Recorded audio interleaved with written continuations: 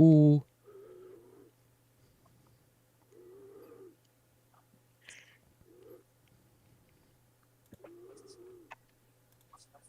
There we go.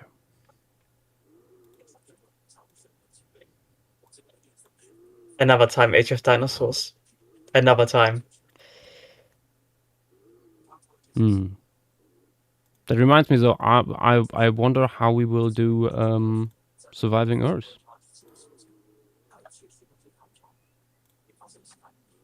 In Yakuza we trust, I guess. I suspected so too. I'm sure it's gonna figure out a way. Yeah, I guess so. Or space, if need be. My space was in America. True. It's gonna work out somehow.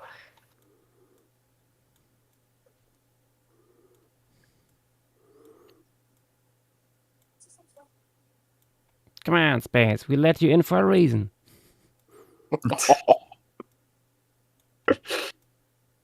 Space, our friendship is conditional.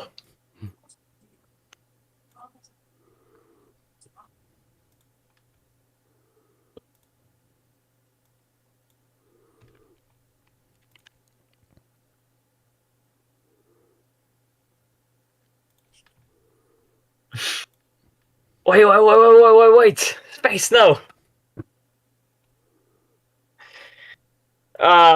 Okay, right. YouTube is working again. People are in chat again. Or the Vision Fish is back, and Atlas77 Pictulin77 is saying 6-7. What are you? 12?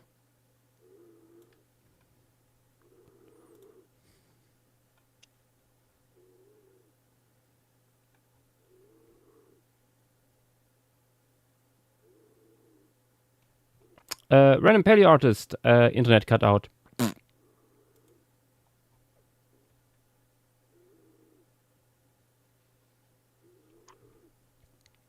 But it appears we have indeed again a stream, and just in time because the fat bastard is done.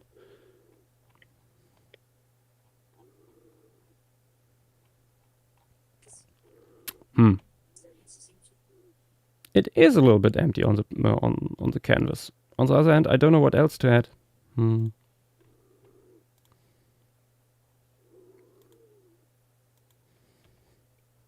Vision Fish is saying off topic, but I just found out about Microleo, a mouse-sized Phylacoleo relative, and that makes my day more happy. Excellent. It is a very fun little guy. Actually, let's have a quick look. Eddie Scarin is saying Nanotyrannus. Nanotyrannus, unfortunately, not small enough to fit in here.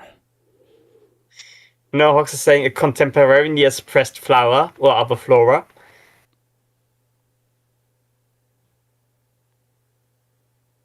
Oh, it is from Dahugo.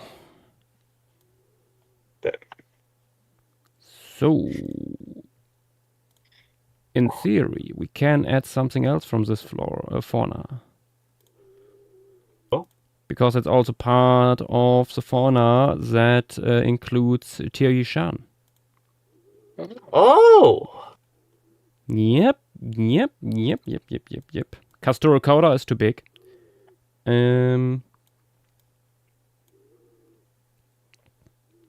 Do you have like an Urognathid or something from here, maybe? I think like, I mean, Cynomacrops is also from here, which I already scaled. But Cynomacrops is like something that fills like the box. It's... To Cynomacrops then. Oh, you mean like, in the same image, yeah, you mean? Yeah. Like Cynomacrops here, as if overlaid is like... Right, yeah, that is too much. However, maybe one of the smaller gliders from here could still fit in. Could be fun. Yeah, let me actually open. Come on, why is it not letting me? What the fuck? Okay, now.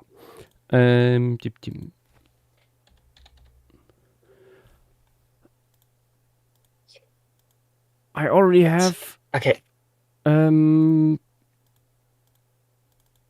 of the mammals here scaled, but I think Villavorodon is a little bit too large to be added on top.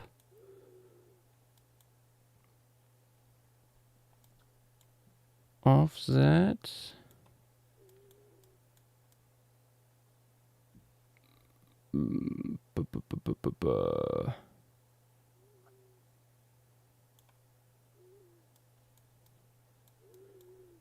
Not this guy. It's also too large.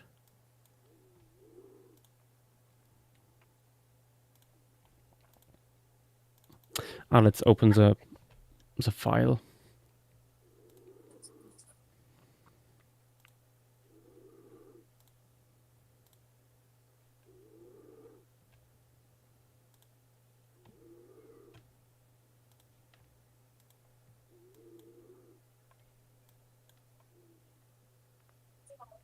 Myopatagium.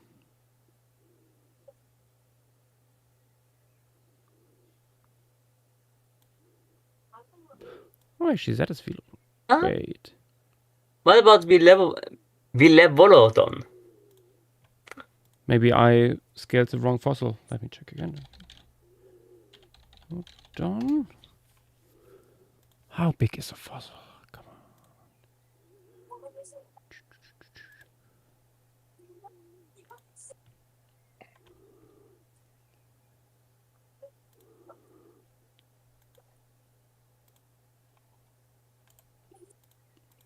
Ooh. Did I really? Yeah, I did.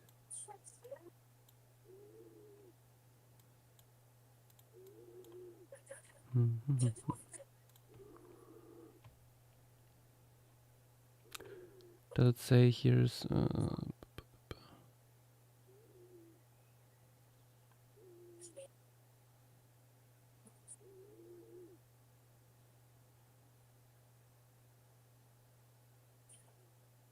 scale about 20 millimeters? Okay.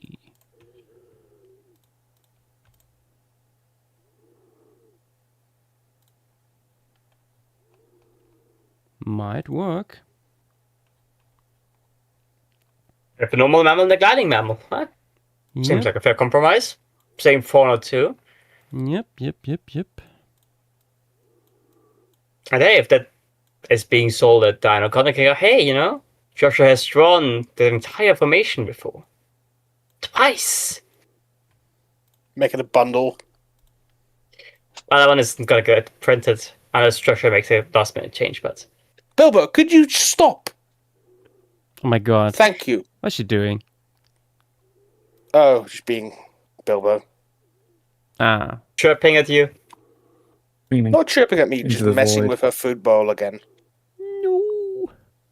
Bilbo, you eat from that. It is not a toy.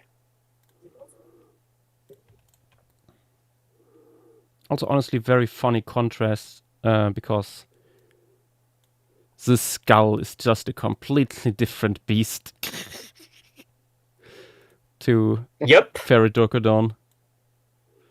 This is good news. I have gained the Kingdom of Sardinia. Congratulations. Desalipa is heading off and going to the zoo in Berlin tomorrow. Ooh, enjoy. Nice. Have fun. Last time I was in Berlin was we couldn't go to the zoo, sadly enough. Yeah. We weren't allowed on public transit. Wait, what? Why?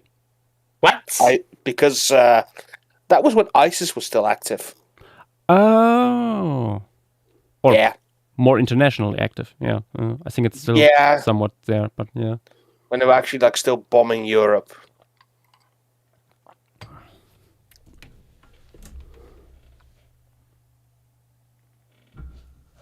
I've heard good things about the zoo in Berlin, though. They have Takins there. Cool. Yes, they have Tarkin in the Netherlands as well. Blijdorp, toch? Eindhoven also has them. Oh. I know Schmieding has them, and Vienna now has a different species as well. Tarkin is so cool. Yeah. I love that they were originally described as a bee-stung moose. Fair enough, yeah. I think Berlin is unique in having nearly every species of them.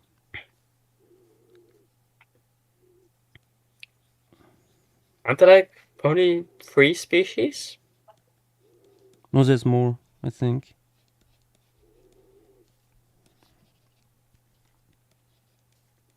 I think there's 4 species, actually.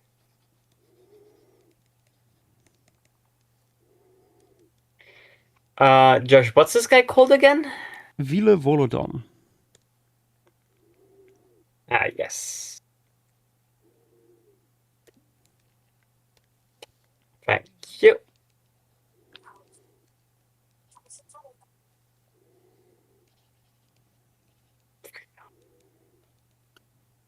Gotta keep the chart updated.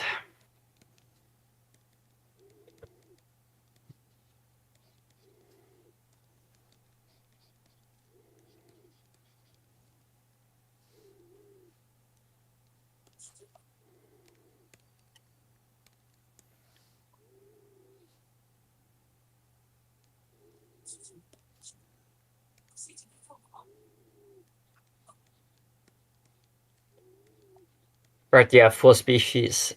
There is Bhutan Tarkin, Golden Tarkin, Mishmi Tarkin, and Sichuan Tarkin. I want to say Mishmi is the one they have in Schmieding, and Golden is the one they have in Vienna. Yeah, Golden is the one they have in Blade Up, I think, as well. It's it's like the most known one. Yeah, Golden Tarkin's like the standard Tarkin factory issue.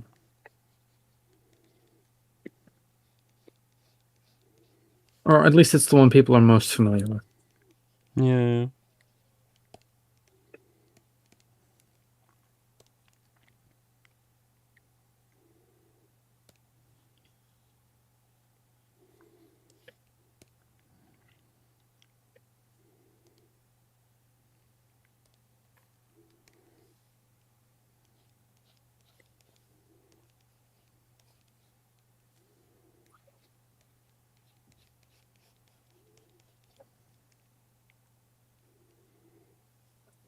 Random Petty Artist is saying, as far as they know, US zoos only have Sichuan Tarkins.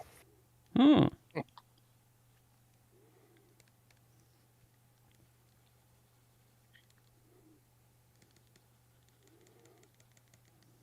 Oh.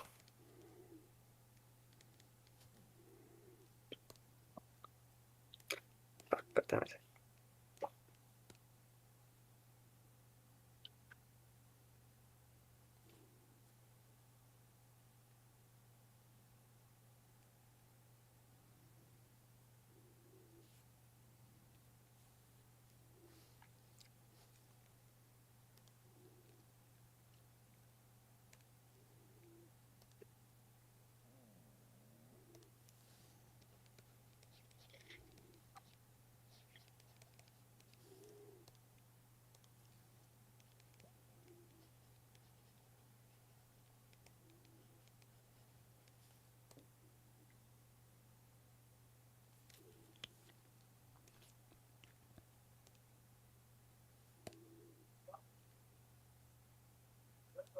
I guess any news from Vienna? Let's see.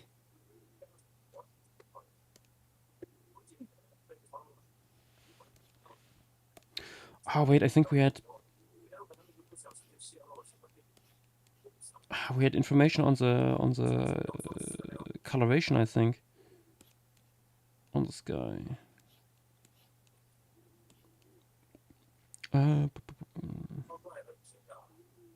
Oh, indicative of a uniform dark brown coloration, with no evidence of color patterns. Great. The most interesting thing. Aren't you glad you looked it up? Yeah. Levi, you like snapping turtles, right? Yes. Who doesn't New like photo Saturn? from the website of the zoo in Vienna. Where is our talk text? Yeah, there you go.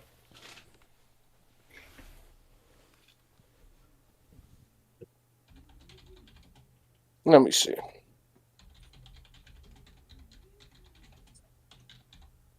Yes, Calidra serpentina. Also, the ever so elusive, interesting panda photo. Oh wow! Yay, panda doing something with its fucking life.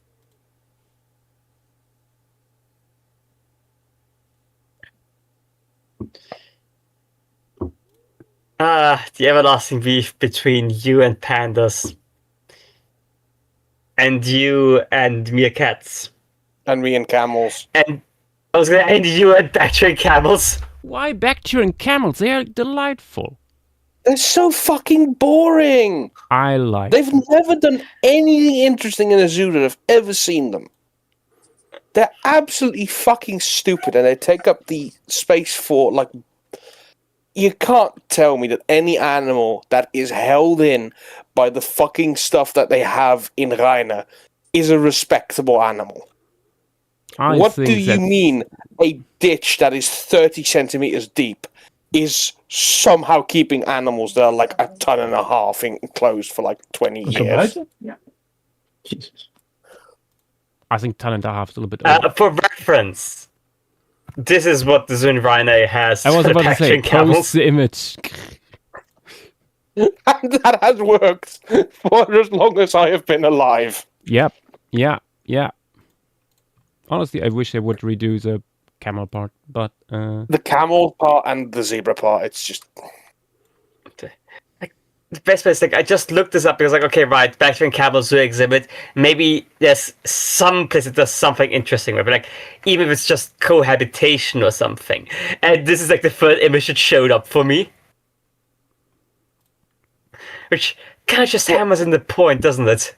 Which one, the Zoo Rhino one? Yeah. wait, really? Wow. Yes. Wow.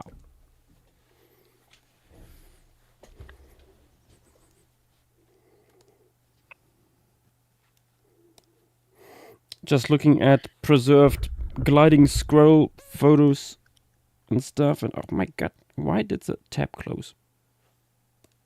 Okay. Hmm.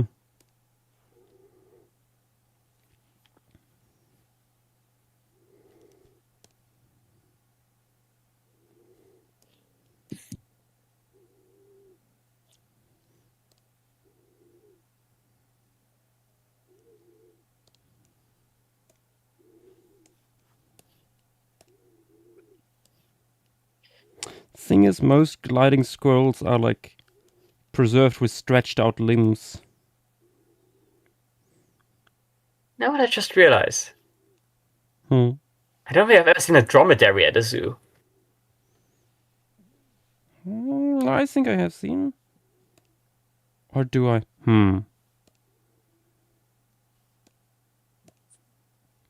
no longer sure. At least I think it's like always just Bactrians.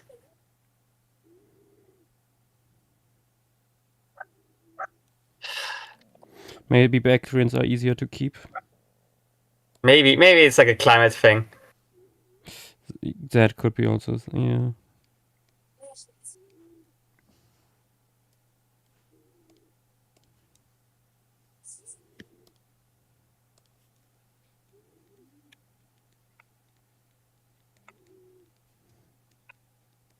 Because by all accounts, like, dromedaries have also been like sort of domesticated, I'm pretty sure, so surely they can't be that complex.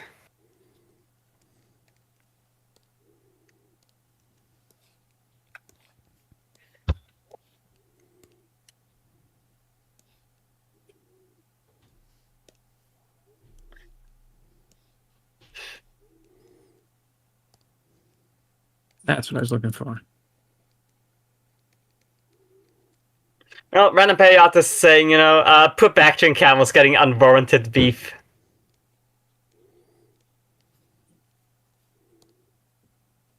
Exactly.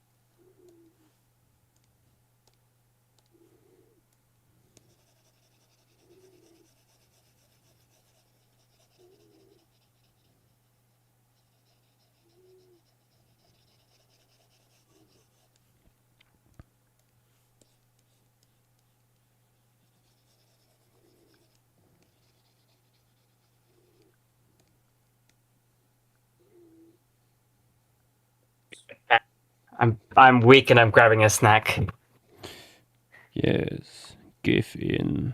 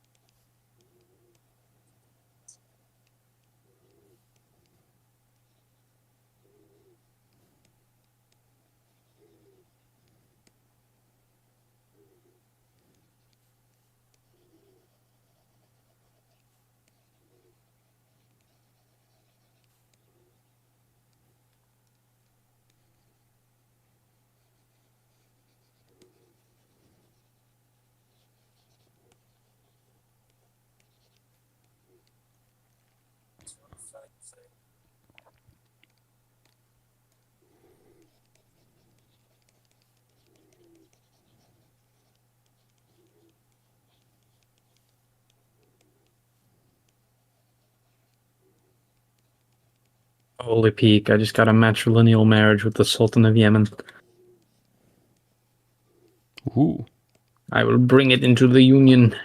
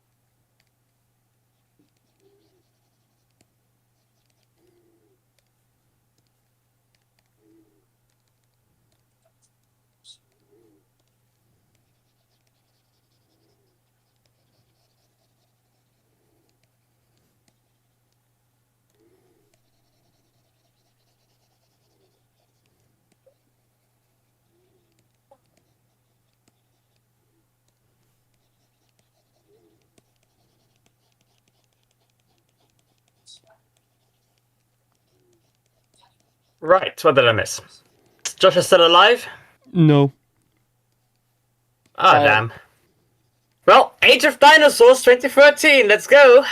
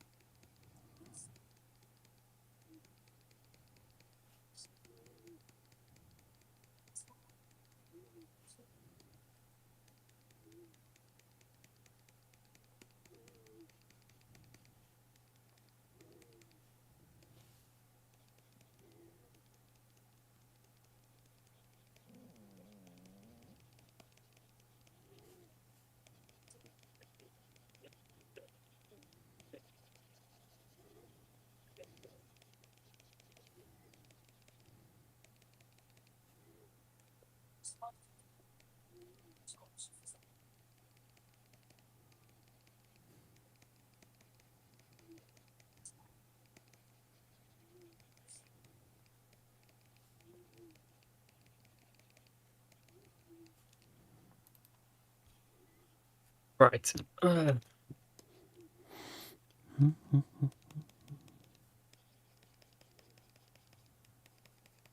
They make for a funny little couple. Yeah. Yeah. United in death. That's grim. Tried to lighten the mood and you hit me with that.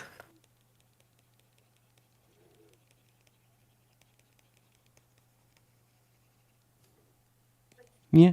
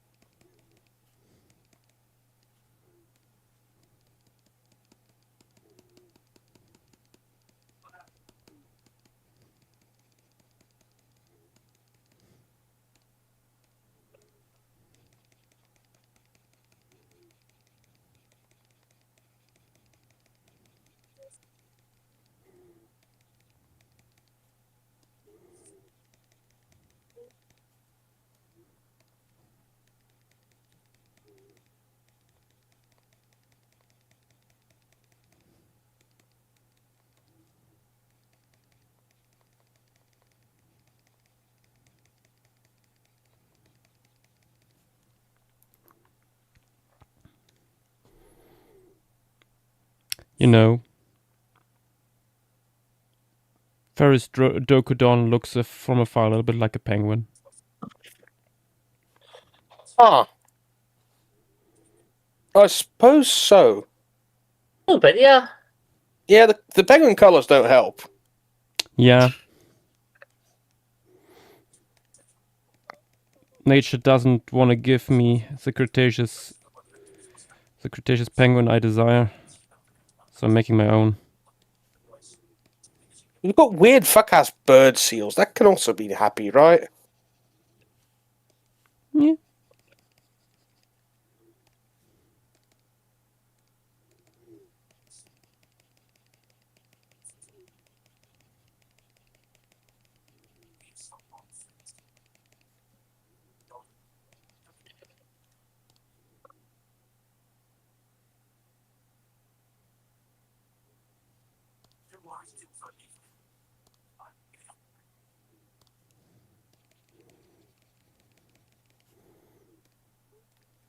Also, Tim, what are you watching? Hey, I was over.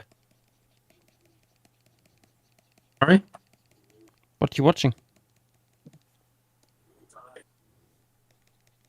My mom is watching something. That's not me. Okay.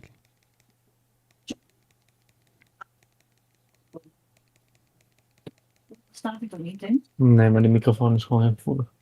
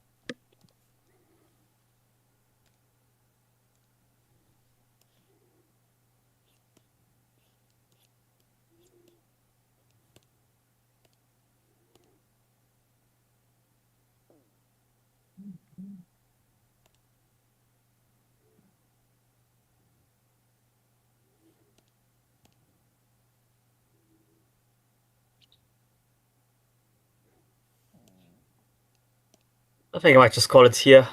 Good night, everyone. Good night, Armin. Good night. Good night.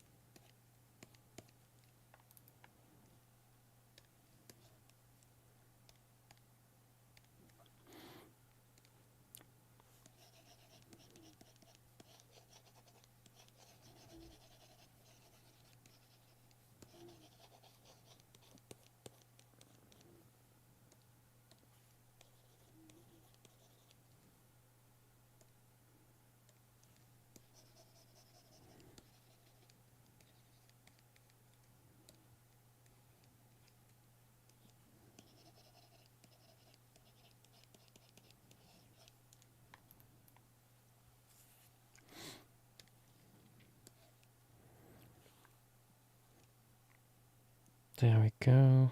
Not much more. A little bit more detailing. I'm still not quite sure if I want to keep these separate or on one thing.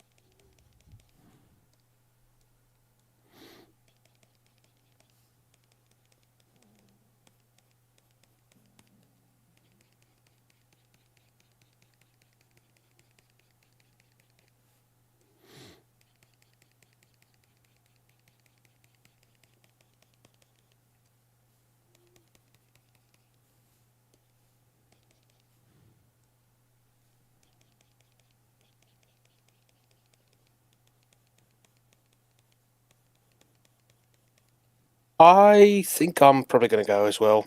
Oogie. All right. Good See ya. night. Good night. See ya.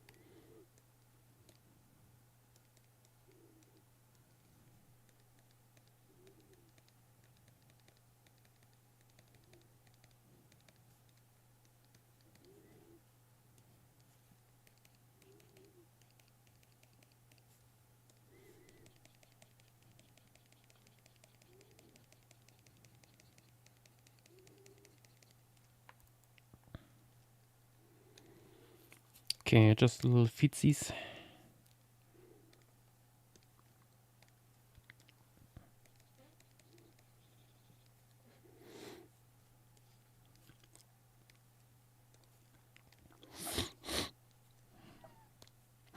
Findus.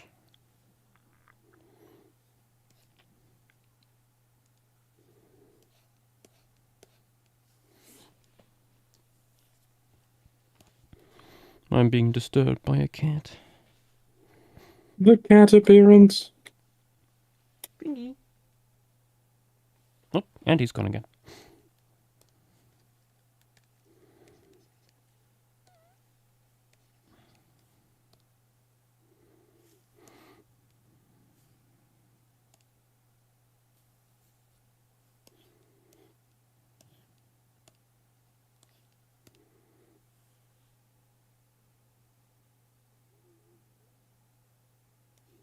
Oh, do these guys only have 4 toes? No, it's just missing in that one. Ah, okay. I was about to say.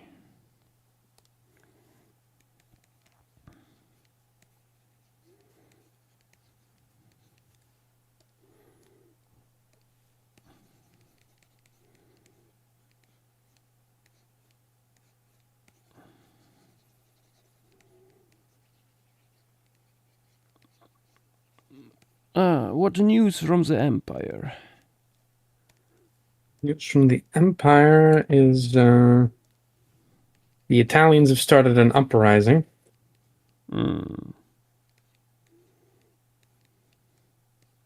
How dare them? So I'm trying to quell that. Bad news was that my armies, while they declared that, were in the Indian Ocean. A little bit stretched thin. It's taken me a while to get over here. Yeah.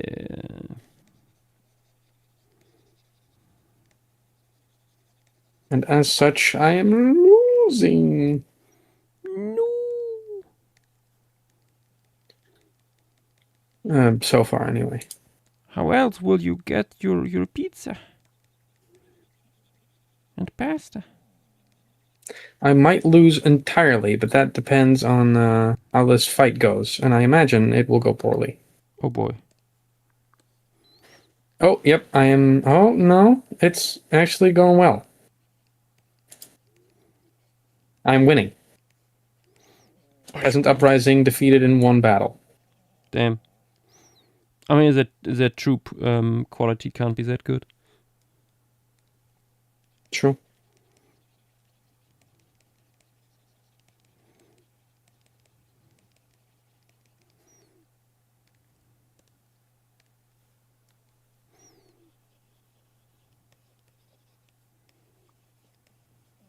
I will simply dismiss my armies.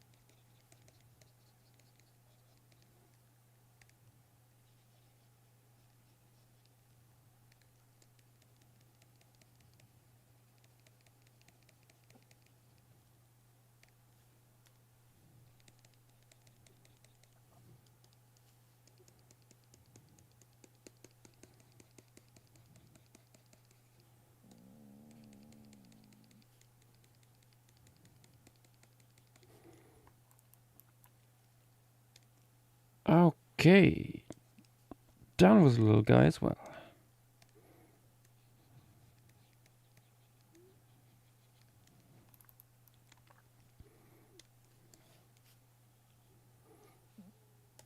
Zach is in the chat. Oh. Greetings.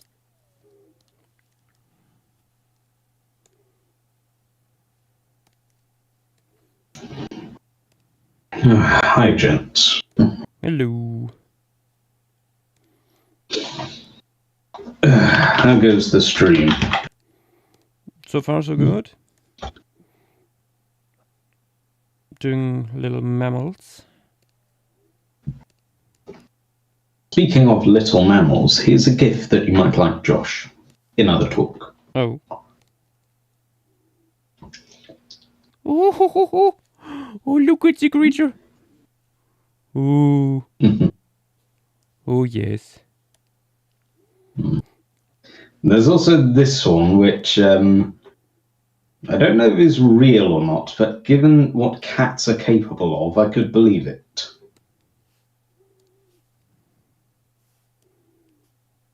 Oh, let's see. Oh, yeah, no, that's real. Yep. Yep. Is that something you've seen cats do, perchance? Similar stuff. I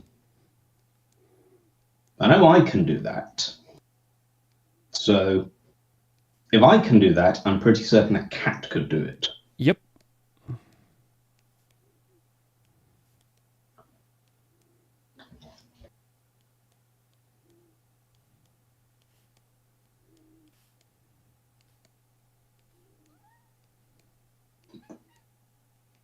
Speaking of cats, I'm once again approached by one.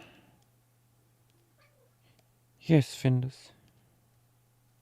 Is it time?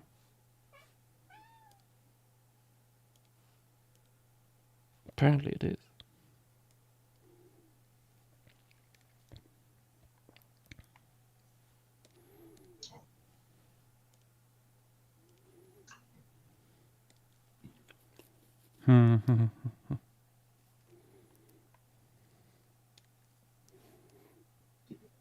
The creature.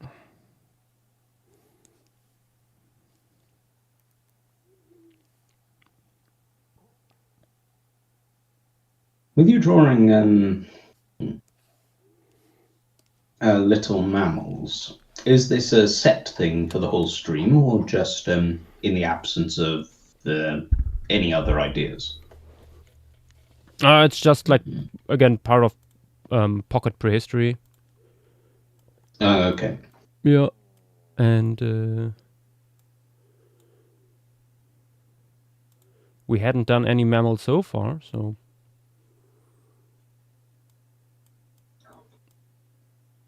doing two little guys from mid-Jurassic China.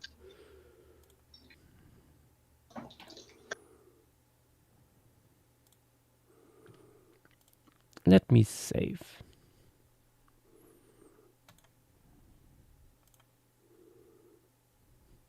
Oh my god. It's him! Him being, oh god, it is him.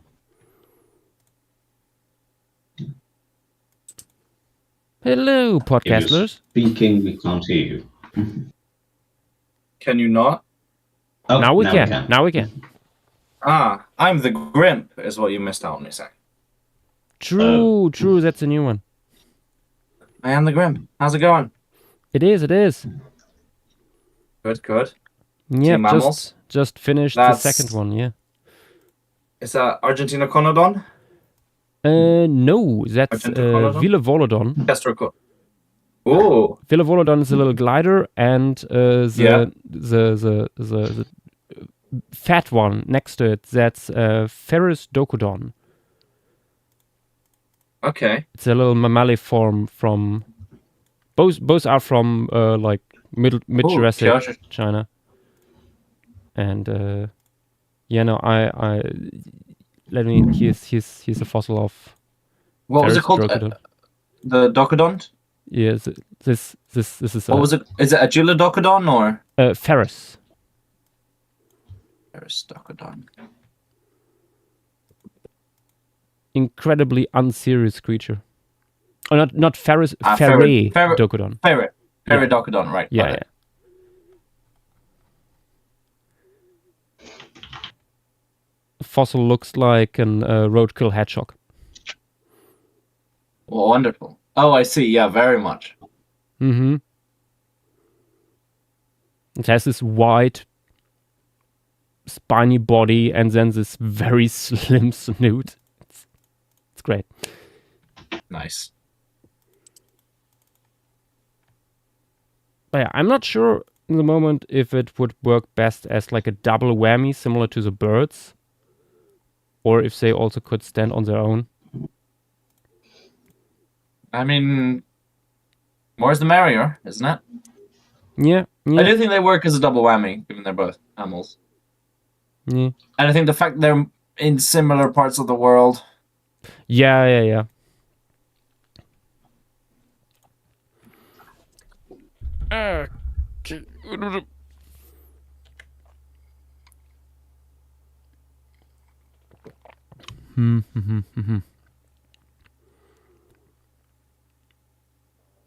Yeah, no, I think I'm done with this. We'll do the labels outside of stream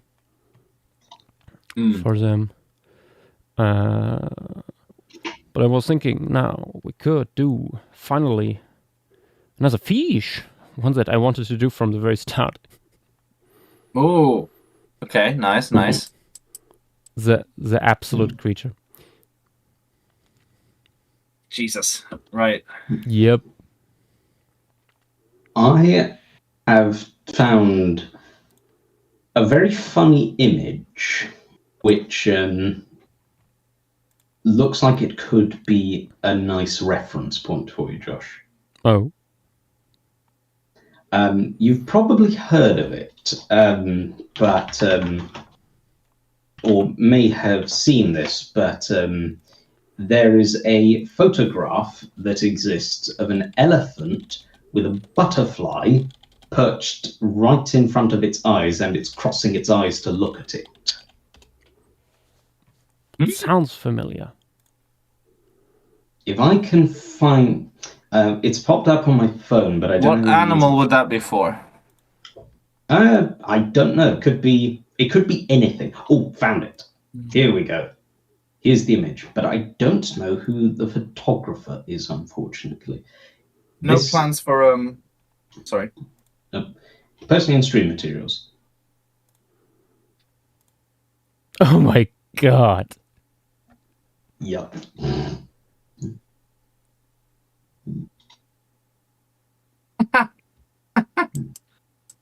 Incredible. I feel that as long as it's something that's capable of it's got its eyes in roughly this position, it That could be looks anything. so unreal. Are you sure this is real and not photoshopped afterwards? I don't think so. I'm going to see if I can trace the image back stupid looking. to where it comes from, just in case. Visual search.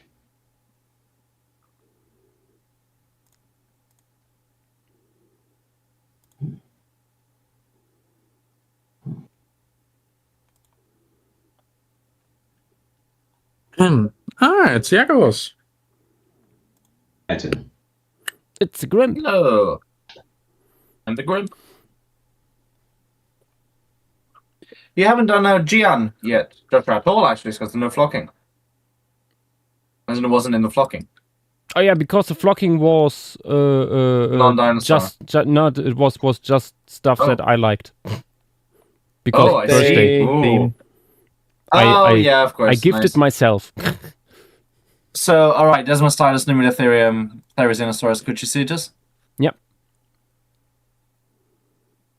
Oh, that was the stream. Oh, yeah, that was the flocking yesterday. Yeah, I'm figuring out the times. And then yesterday you did Cerahonisuchus, Parabos, Argentinonectes. Mm-mm-mm. Oh, and Bionoteuthus. Yep. Oh, so what have you done today? Just Pocket Prehistory? Yeah, so far. 2 mammals so far. Yeah. Oh, that was the only drawing so far. Okay, I guess it is early-ish. Yeah, true. Mm-hmm. No plans to do Gian? I so far don't know what to do with it. It is tricky, because The fossil itself doesn't give you much to work with. I think what is probably most fascinating is the bird hunting, which even then isn't inferred from that specimen, but from unpublished stuff, and also I guess the locality being so bird heavy. Did you see that I encouraged Enteriano to make an image of Gian carrying away Armin?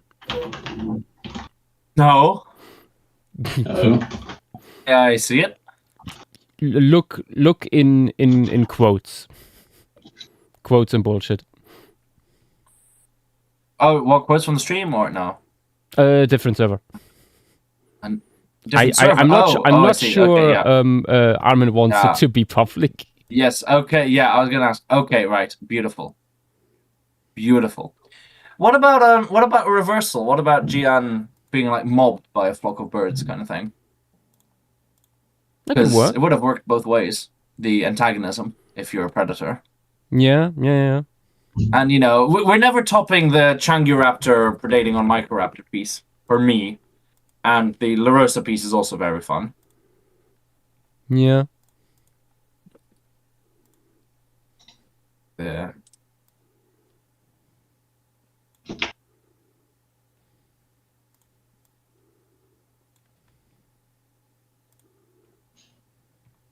So yeah, I still think this is my favorite image of a Microraptorine so far.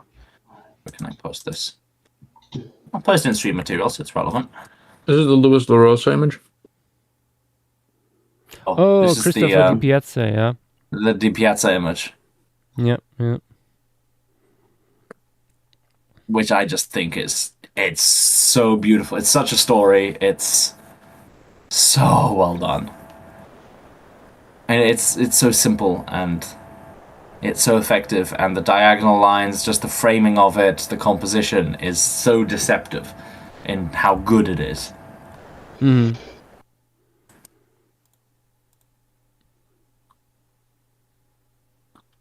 Yeah, one thing that I was thinking so far is like is just balancing on one leg and wing under snout under the wing to preen, and the focus is on the wing. Right, yeah. True, because true. of that. I had like an image of a heron yesterday doing something in that direction that I could see it doing, but yeah, not sure yet. Really what would work, like a hunting scene, like it is like feels like a low hanging fruit, because Microraptorine, what could the small raptor go after, you know? Yeah, boss. I'm so waiting for the paper to come out one day. Yeah. God damn it, Napoli. Stop chasing clout. Justifiably. Yeah. Looking at the state of academia. He has to.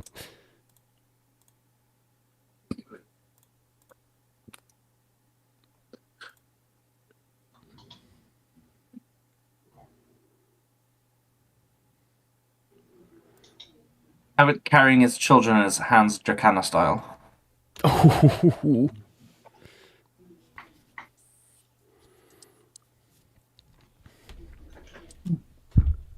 mean, could be funny to show. Maybe not carrying them, but like having like two juveniles sitting between the legs of an adult, and they nearly are like vanishing in the leg wings.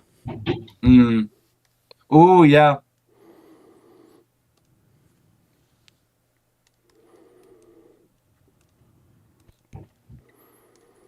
Okay, let's. Yeah, I'm doing Le Fish, and I think afterwards we could do Gian.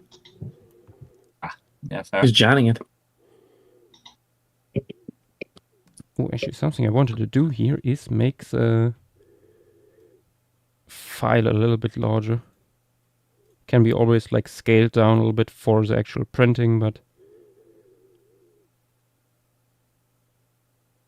I think that would be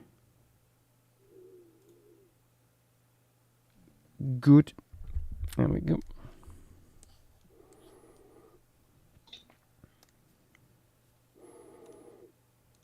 Anyone drawn Microraptorine mating display or some other display method? Because obviously, right, you have birds display with wings and all that stuff. These guys had 4 of them. Mm-hmm. You know, what could that be interesting at all? How they would use all 4 wings to sort of display to other individuals? Yeah. Here's a cursed idea. Have it standing on its hands and displaying with its back legs. I don't think the limbs would be able to. Physiologically a little tricky, but yes. Yeah. That works with pterosaurs.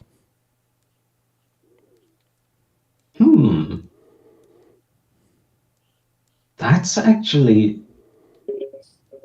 You know, some pterosaurs will have had varying degrees of webbed skin between their back legs. Yep. Yeah. Well, what if they would do that sort of thing where they would stand on their hands and then sort of spread their legs apart to show a display feature there? Been there, done that. Do you have an image of that? I'm intrigued. Better. I animated it. Oh. I don't think I've ever seen it animated. Oh, really? Enough. Well, let me grab it. I think I must. Whenever that was done, I certainly missed it. There we go. I did that with Miley Fallon. Oh. There.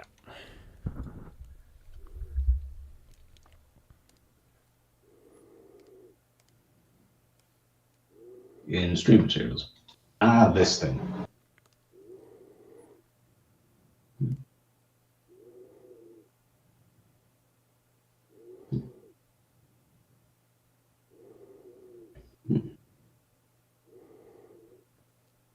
Actually, oh no! What I meant, Josh, was in standing on its front legs and having its back legs high up in the air. So almost like doing a handstand.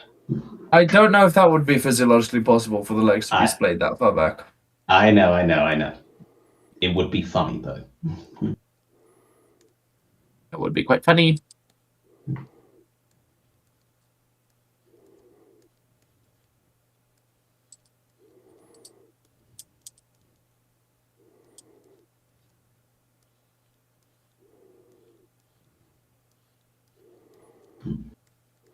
Yeah, it could maybe work with long-tailed pterosaurs with a more extensive Europatagium.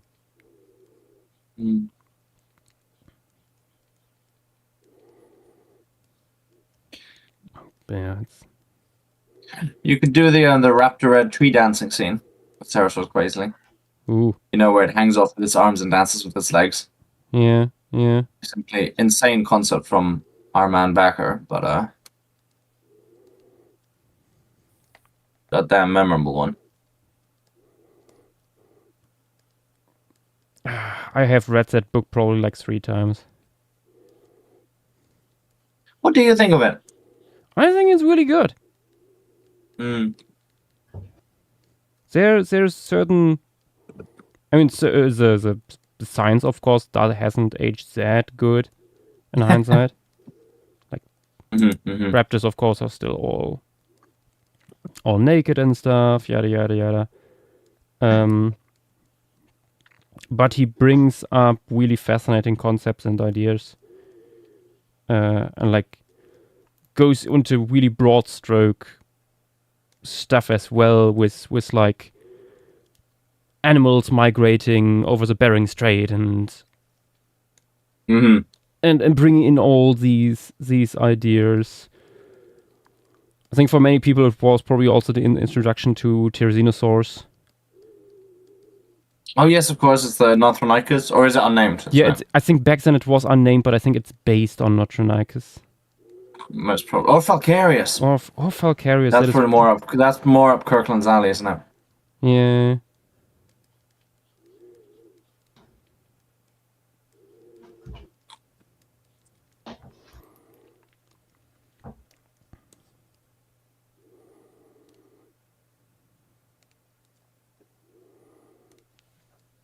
Oh, hi, Avery.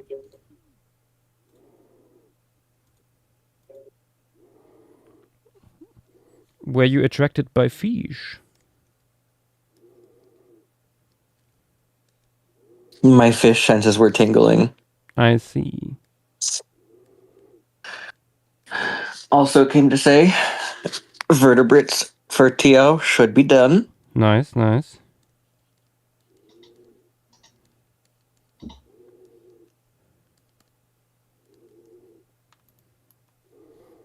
Yeah, looked at the screenshots earlier. Looked pretty good.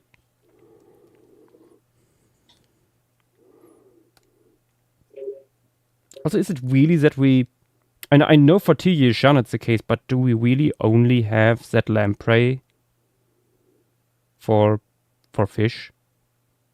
Right next to the lamprey, you can see there's a tiny little fish. I see the tiny guy, yeah. And that's it. Just the two. It's so weird considering this is like preserved in a lake. Where the fuck is the lake stuff? So, as far as not I can swimming around the anoxic layer. As far as I can tell, one of the cool things about this, these salamanders kind of acted as the fish. Ooh. Like, it is the only thing that the lamprey would be able to feed on. We have evidence, like we have stomach contents of them showing that they ate the same thing fish would feed on. Huh. We get them in all the sizes we'd expect for fish. Like, it really does seem like they just kind of took over the place of fish. Yeah, we have many of them. That's a lot. We also have so many specimens of almost all of them. Tuner Petten has like, I think, 20 or 30 specimens. Damn. Qinglong Triton has like a dozen. Jehol Triton has like, once again, I think a dozen.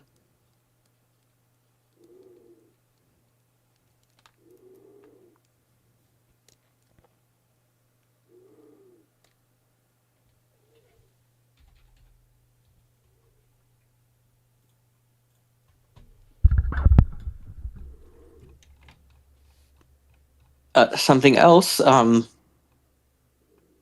First of all, is anyone here an arachnophobe? No. No, me. I don't think so in the moment. No. But maybe spoiler anyways. If it's a picture. Yeah. No, it's not. It's not a picture. I would automatically see if there was a picture. Right. Yeah. Mongol-Arachne is here. Ooh, Several of these vertebrates would be prey for Mongol-Arachne. This is probably the only formation piece where you can show that interaction of a spider preying on a vertebrate. At least Mesozoic one, yeah. Maybe I think even Cenozoic, I don't know if we have. Well, not Paleozoic is the question. But even then, spiders don't really get that big. Yeah. Historically. You probably do have in Cenozoic recent history with tarantulas, to be honest. Like bird eaters do go back. Yeah, that's in recent history. Recent history, but in fossils, Mongol-Arachne is our biggest one. Yeah. And Mongol-Arachne isn't even that big. It's a typical golden orb weaver. Yeah. I think it would be still interesting. I think it's still likely that we at some point find an Paleozoic spider or spider relative that was a big one. that was quite large. Yeah, I mean we have Crasheria already, which is tarantula-sized. But What is Crasheria? Trigonotarbid. It's one of the guys that I did for I Pocket saw it, Prehistory. but what is it clade and when's it from? It's an Carboniferous Trigonotarbid. that's a clade. And Yeah, Trigonotarbid is? they are close to actual spiders, but not. Yeah, Okay. they're Yeah, basal arachnids.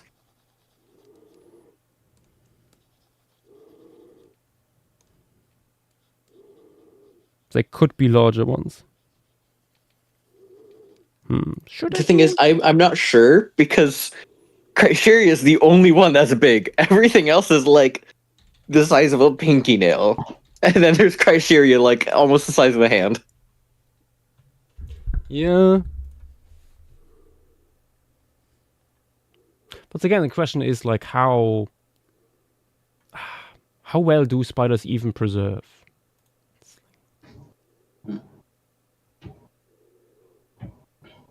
I think That's insects the funny thing. are, It depends on the spider. yeah, I think with Trigonotarbid it's that they are more armored than modern day spiders, which makes it more Which likely lets for them to be- fossilize better. Yeah, it's more likely that we get them. So it's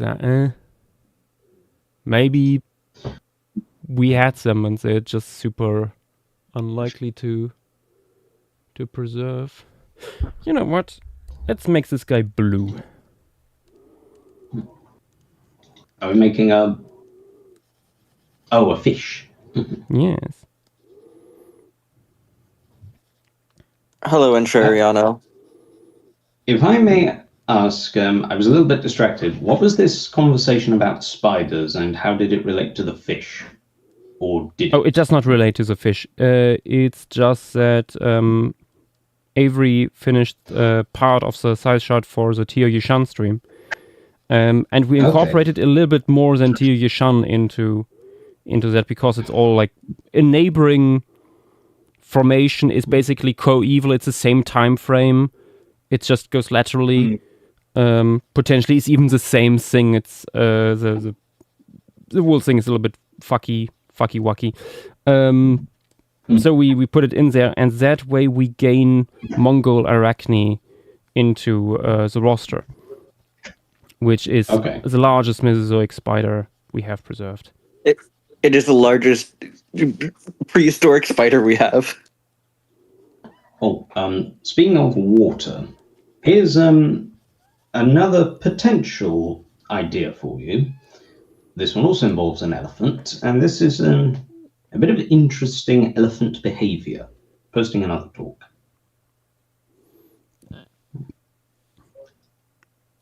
Also, something funny related to Yishan I want to talk about. As Yash said, like the stratigraphy here is a mess. According to a 2021 study, this entire biota that we've been talking about takes place over like 3 million years. And it's split up into two formations, but which you put from what locality into what formation is a matter of debate. So we have the Daohugo beds, which are, some people think they're a Haifango formation, some people think they're Tiao Yishan formation, some people think there's a mix between them. We don't know. And it doesn't matter, because something that is definitely only Tiao Yishan, Dazishan, takes place at the same time. Like, they're entirely coeval, taking place at about 160 million years ago. So it doesn't really matter. They are just funny like that. What is just funny like that? Chinese stratigraphy. Yeah. Also, how do you post things again from Instagram where they show the thing I keep forgetting? Isn't Put KK before Instagram. Okay. Just double K. Yeah, not triple K. Yeah, Very I was about to important. say that. Don't put triple K. Yep. So like that. Yep. Okay, it there we go. can take a second to embed. Yeah. I know the video. It is. Okay. It's something.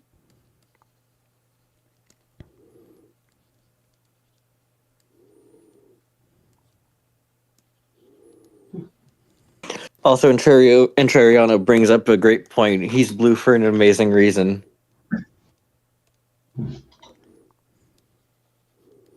That we will not mention.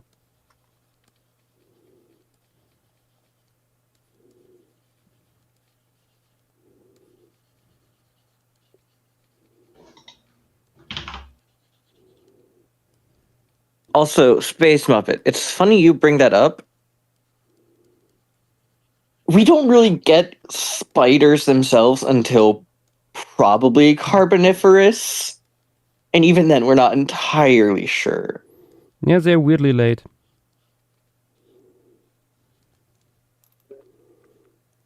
Like, yeah, we have big Silurian, Devonian, and Carboniferous scorpions. But scorpions kind of just appear aquatic and then just stay the same size on land for a little bit. I have an early morning tomorrow, so I am unfortunately going to have to pop off. Can't stay late at the moment. Got insane stuff going down at work. So Oh, boy. I will see you guys another night. See you. Yeah. Goodbye. Yeah. Good luck. Bye. Thank you. Sleep well. Also, Space Muppet. No, Zach did not do a racism. Zach was posting Instagram. I didn't know how to do it. I know there were Yeah. letters you had to place, but I didn't know where.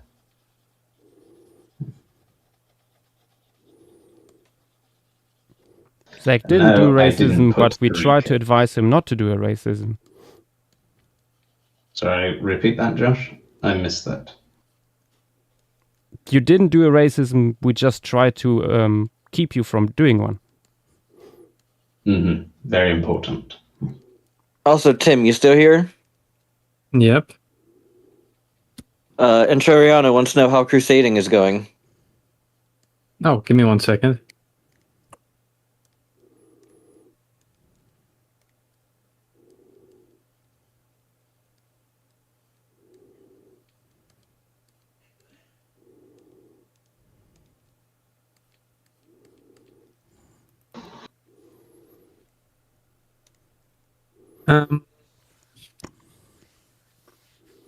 I control all of Egypt, practically all of the Levant, the western and southern parts of Arabia, like half of Pakistan, the North African coast up until like Algeria.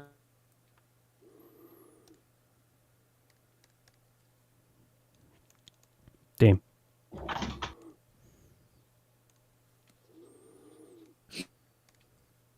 So it's going quite well. And Cheriano just says in all caps, Pakistan? Let me post an image. It's more likely than you think. Oh, that hold on, that doesn't contain all of my holdings. Why does this fish look like something you would use to looks like something you would use to conduct geometry equations? Because it's from Seinin. That is not much. explanatory at all, Avery. That's just there's something about Seinin fish that they're just like that. So they all look like a mixture of protractors, compasses, and measuring instruments. Nah, that's just a pycnodontiform thing. Yeah, it's just Seinin has one of the highest diversities, I think the highest diversity of pycnodonts. Yes. Yes, it has. And almost all of them are just straight up bullshit. This is bullshit with scales. Yeah, most pycnodons in the Sanine Formation belong to a clade that is known for its extreme body modifications. Oh, I'm recognizing some of these things. Yep. It's one... Go on. It's like the heteromorph ammonites, but fish version. Basically. I'm seeing at least one here that looks like it has a horse's head. Yep, that sounds about right.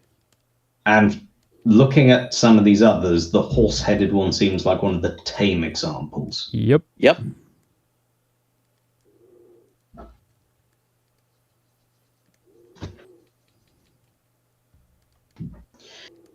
You know, it would be a nice fish to draw. Not even for a paleostream thing, just to draw in general. One of these. Posting another talk. Yeah. Discus are really weird because they're cichlids that just don't look like cichlids. There's more to it than that.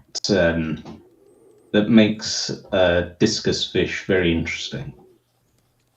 And that's that they both practice parental care, males and females. Yeah, that's something most cichlids do. But I think in their case it's been very particularly studied with discus fish. Yeah, because they're really popular in the aquarium trade. One of the most popular fish, actually. Yep, I see them all over the place.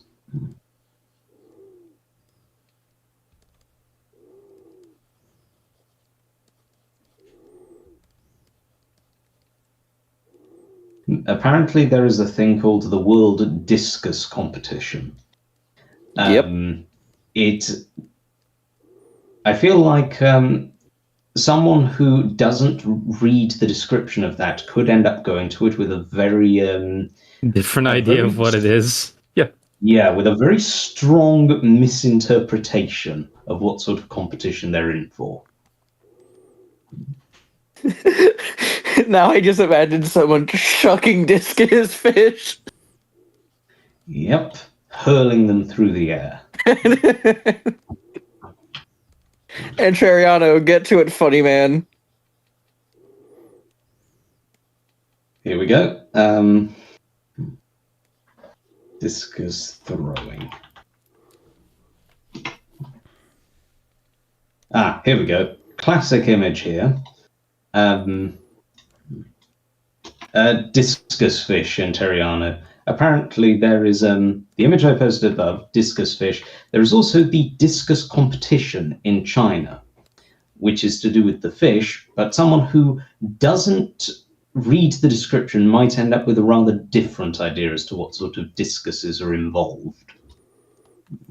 Just chucking discus fish across the thing. Well, I mean, they're the right shape. So they'll probably there's a reason they have far. that name. Yep. So they're probably going to go flying quite far. Aren't the razors small? Yeah. They can grow to about 8 inches across in captivity, so about 20 centimeters. So they're not tiny, but they're not huge. I will say, one of my favorite cichlids is absolutely the peacock bass. Which, funny enough, most people here call them peacocks. You know, just get rid of the bass part, it's peacocks. But because we have those and actual peacocks here, you can be walking down and say, oh, there's some peacocks. And it's just a 50-50 chance of which one it is.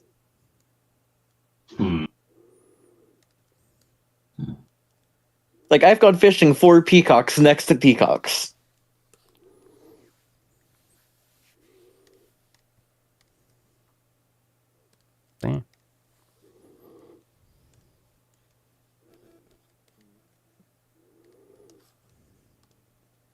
Oh, what's the other one called? One of my favorite. How can I forget its name?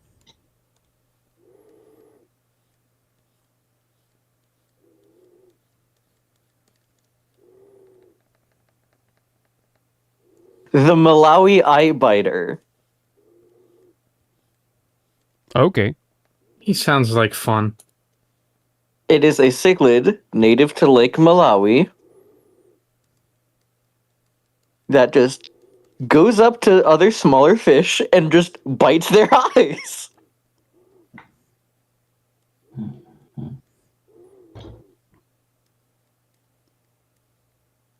Just to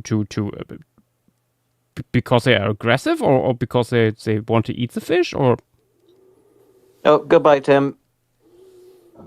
oh, you. I don't know, like, I know they do it for predation, but I don't know if they just eat the eye or if that's their way of,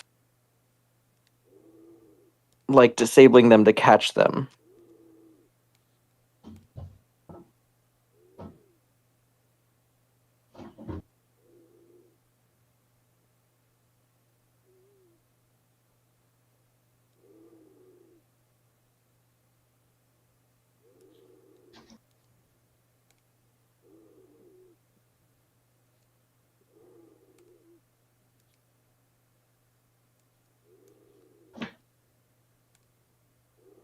Okay, so they're not well studied in the wild, but apparently they will just rip the eyes out of things. Like they have been known to attack eyes. Whether that is what they eat or if it's just for disabling them is unknown. But in captivity at least they seem to just target eyes. And they're very pretty fish.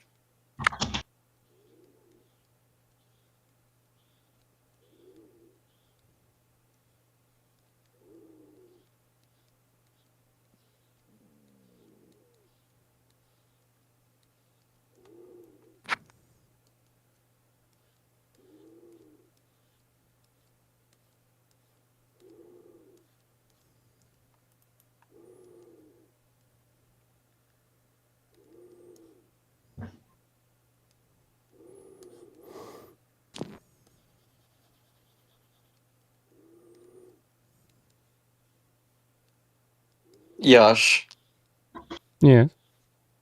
the fungus man is here. Which one? There's only one. Oh, that. The Wait, fungus what? man. That is not the. Oh, because it's mold boy. He's No, mold this is the boy. mold He's the man. fungus man. This is Wrong mold fungus. man.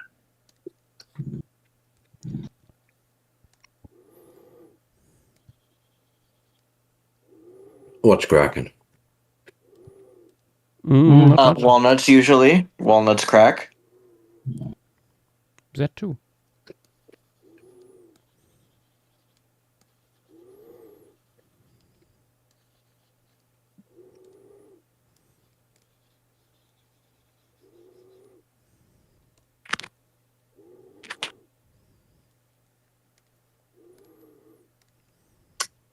Oh, Yash, something else cool.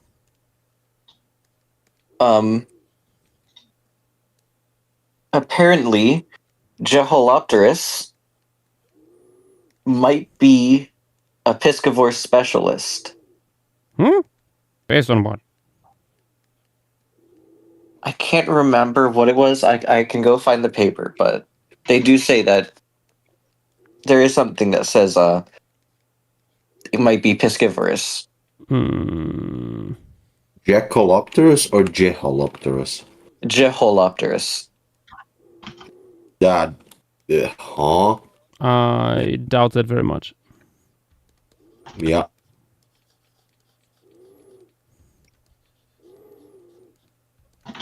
Aneurognacids are usually just not built for that.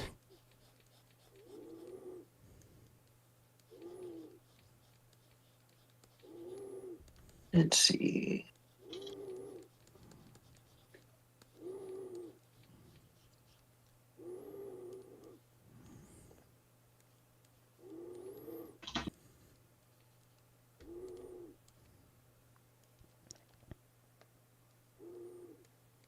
Okay, that's one thing done. Sorry if you can hear the sound of my typing very loudly. I'm having to write a lot of messages at the moment. Yep.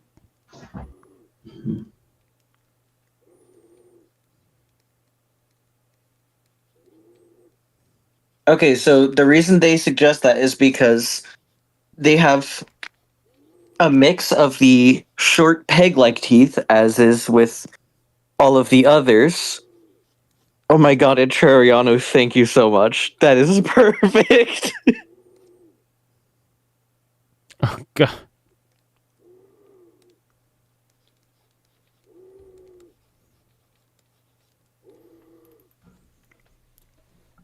Anyway, it is because they have the short peg-like teeth that all of the others have. But in only Geholopterus out of the Aneronathids, they have long, curved teeth that are more suited for catching slippery things.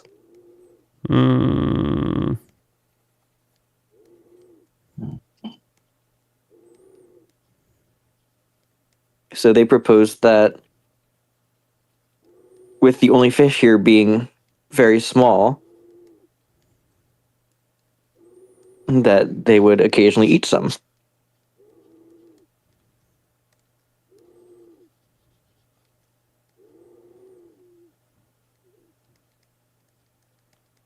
I can't really see them doing that.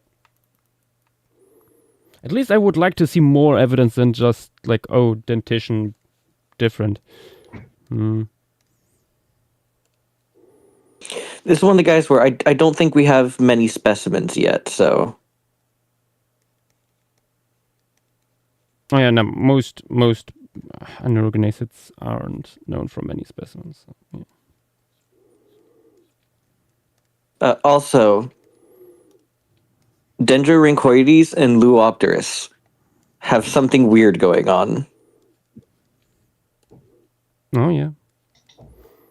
They were once considered synonymous. Like the Dendrorhynchoides was Luopterus was considered a species of Dendrorhynchoides. Oh yeah, they was split just recently. Yep. But during the split, they reassessed Dendrorhynchoides fossil and found that it is probably from Yixian. Mm-hmm. That any mention of Dendrorhynchoides from Tia Yishan is actually Luopterus.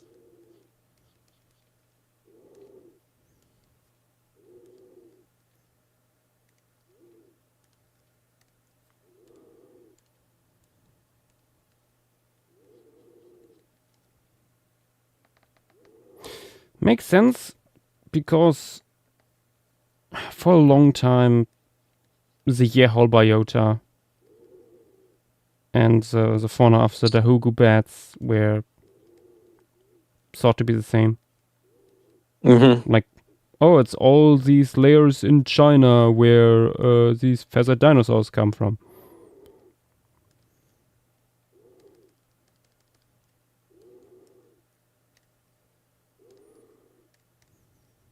If I'm correct, it was in the 90s where it was realized to be different.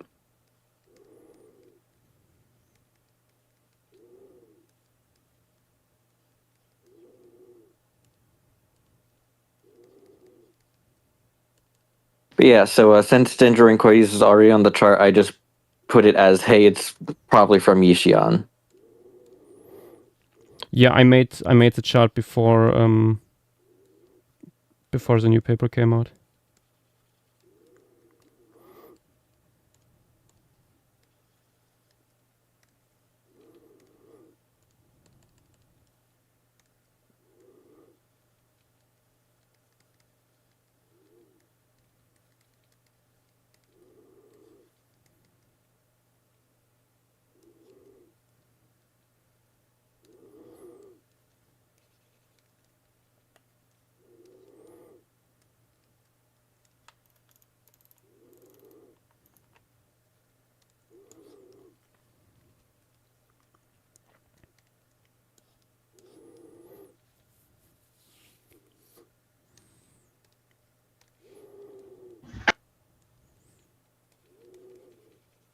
this is one of these animals where it's really hard to show any three-dimensionality because they are pretty flat already.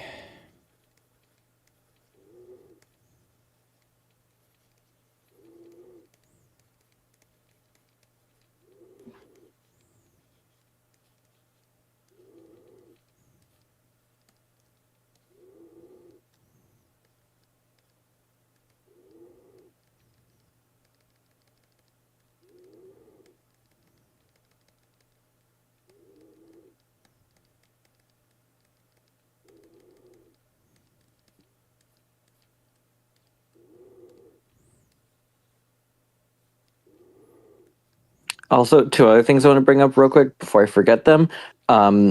We have indeterminate paleonisciform and /or tycholepid scales.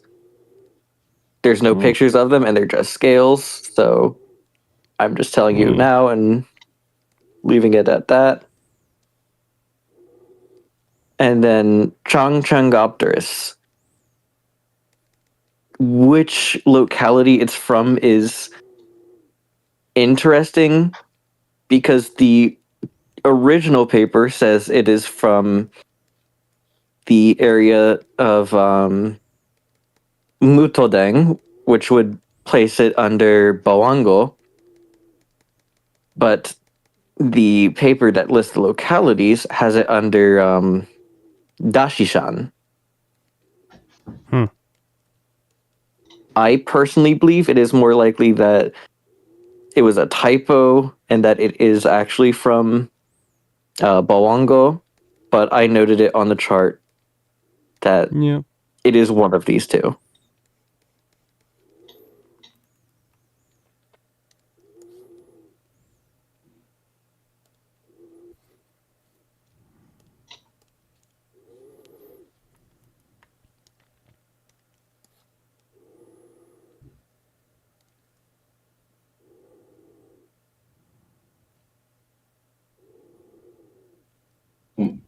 Moment.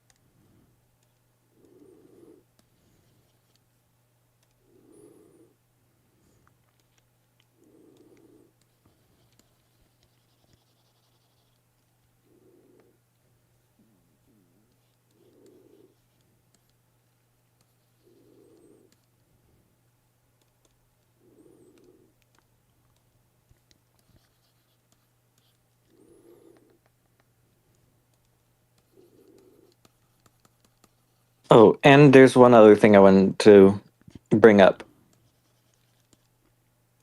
There's not been as much work into Tiao Yishan the past few years. That's true. And while I can't prove it, I do have a bit of an unfortunate theory as to why. One of the major researchers died? Yes, Lu Zhuchang died in 2018 from complications due to diabetes. Yeah, I remember that.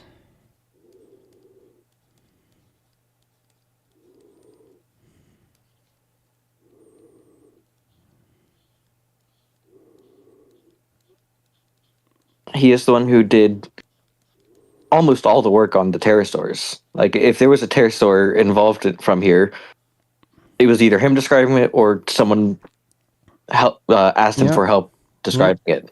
I mean, Loop Terrace is named after him. Yep.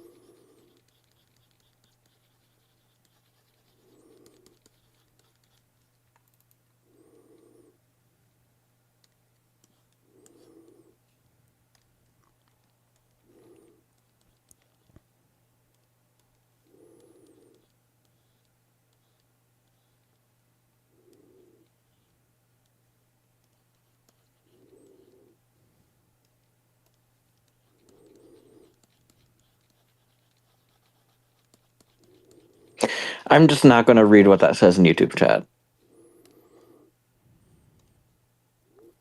Why not? How bad can it be? It's a reference to today's date. Yes.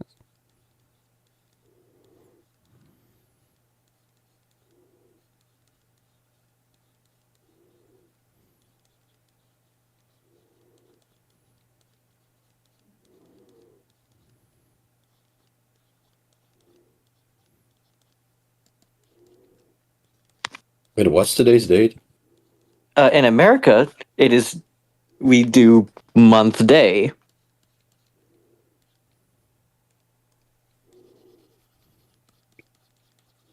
I have no idea. So first comes the 6. Oh. And then comes... Yep. I have no clue how that is logical. Why is it Monday?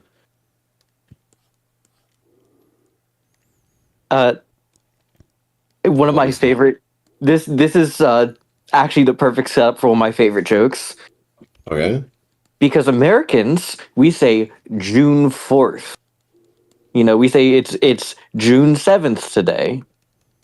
Mm-hmm. That is just how we say. So that is why we put it like that. You don't hear Americans going around saying, you know, the 4th of July or the 5th of November. That would be ridiculous. Isn't it?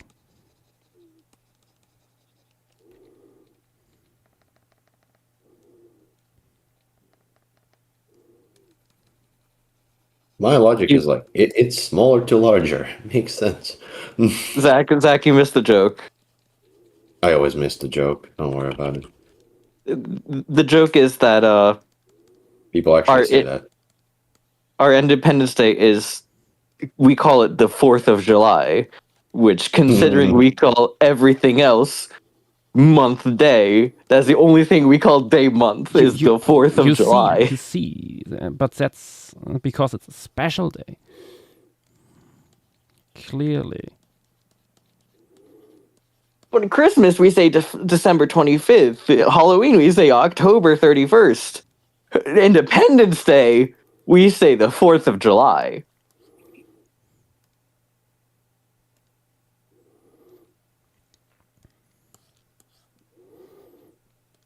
It's just a little stupid like that.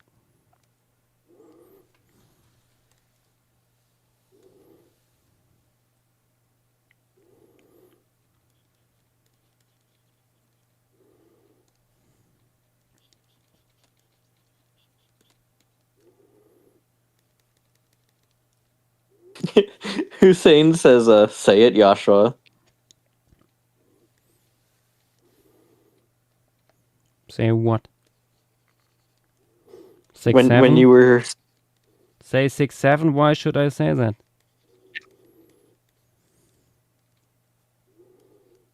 You just did.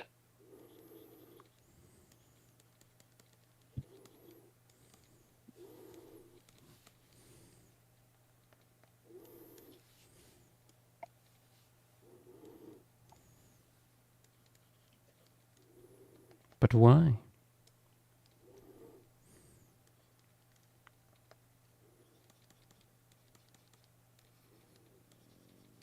He also says, hey, I love your illustrations of faunal assemblages at various sites. Have you ever considered doing the pub formation? I'm not familiar with that. Let me check. Pub formation.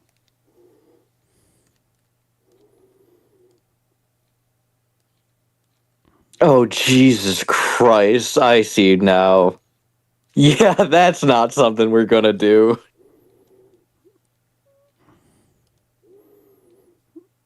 What kind of glub shitter assembly is it?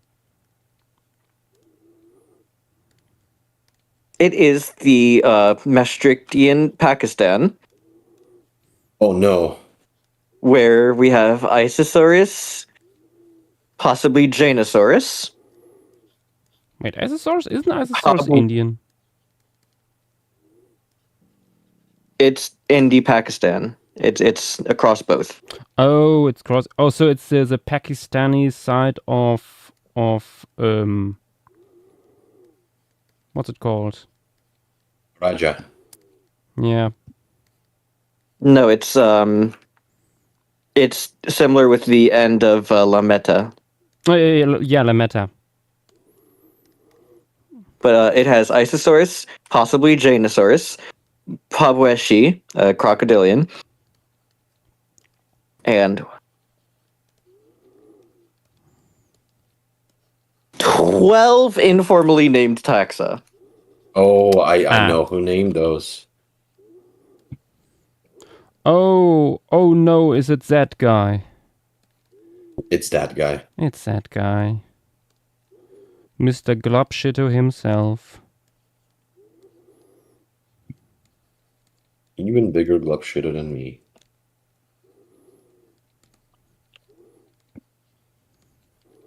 That can't be VDAX. You haven't published any new taxa yet. But I do work in glub shitters. Yeah, they're all informally named by Malkani. I mean, VDAX. If they are Globshitter or not remains to be seen, I think. What do you mean? I will say, the fact that one of them is GSP Saurus. That should be Fucking a crime. Christ.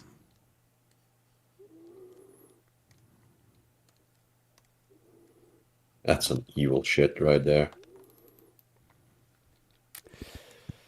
Yep.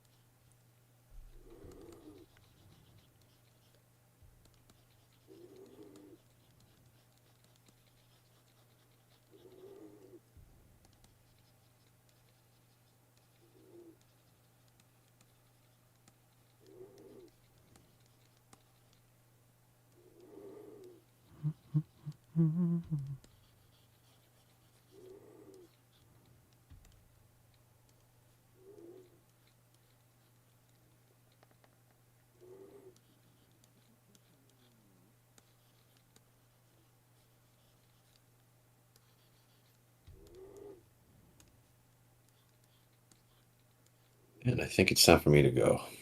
Good night. Good night. Good night.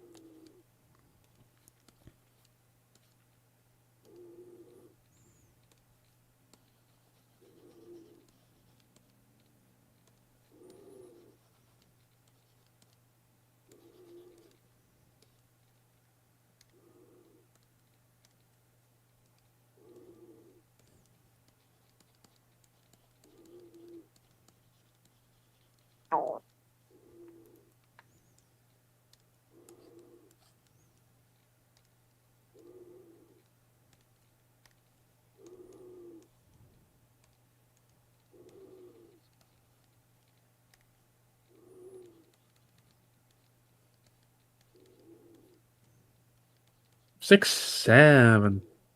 Duh.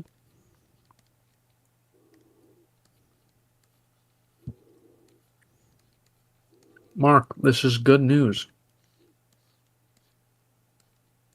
Impossible. How good could it be? I'm claiming more of Africa. Yes, yes.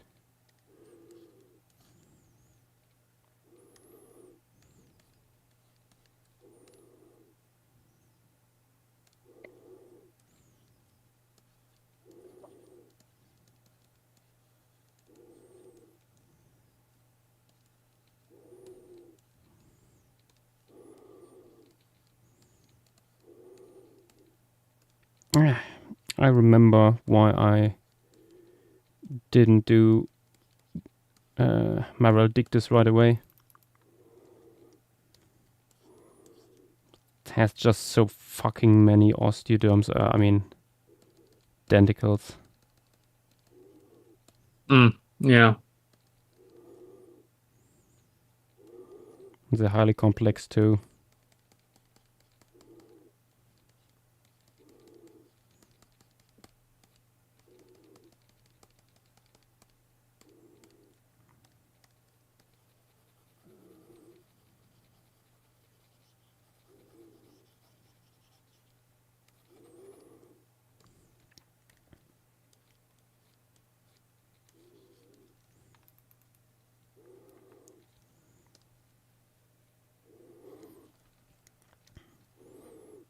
But we're getting there.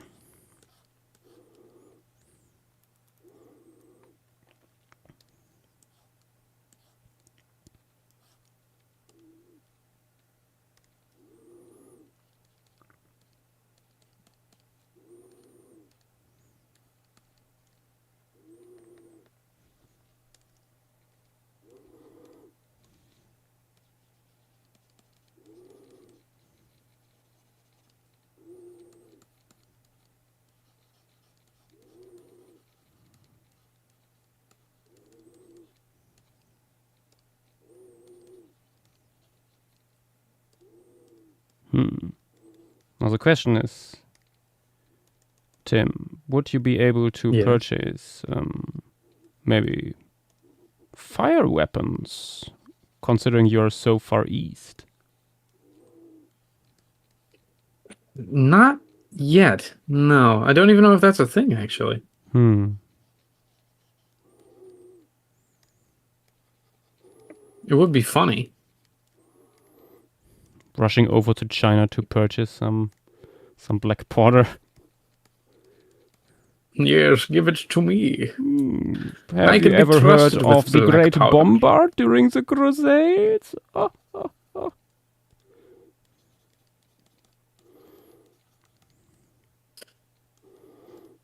gonna rock up to Constantinople 100 years early. God damn it, that's the 5th time I've created the Duchy of Pisa. What? It keeps telling me to you can make the Duchy of Pisa, and then I make it, and then it shows up again. I don't know what's going on. Honestly, one of the funnier bugs. My cousin, grandson, whatever, in India has asked me for help again in another one of his stupid wars. Alright, there's a peasant uprising.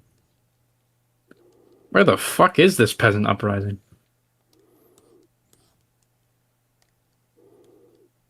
Jollof? What? All the way on the West African coast?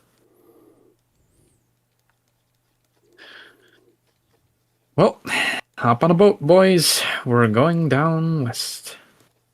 There's 1,000. He can handle that himself. Journey to the west.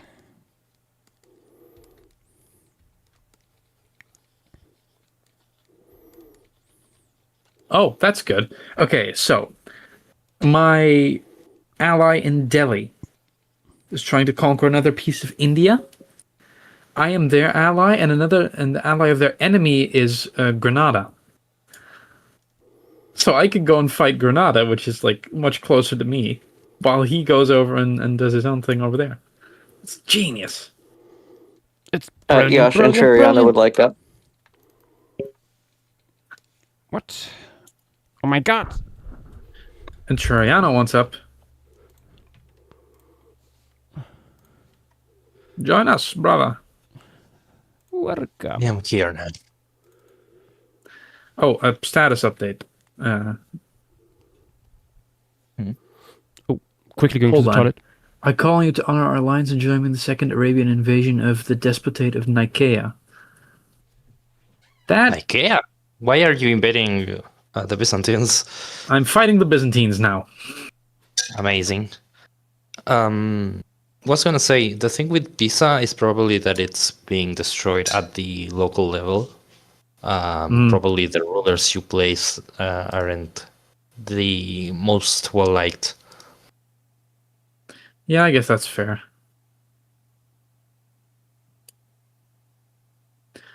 Status update.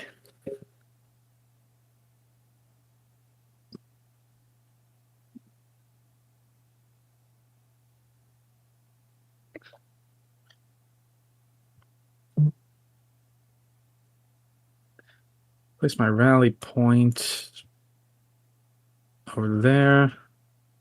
Raise all armies. Call a holy order. Because I'm fighting Christians again.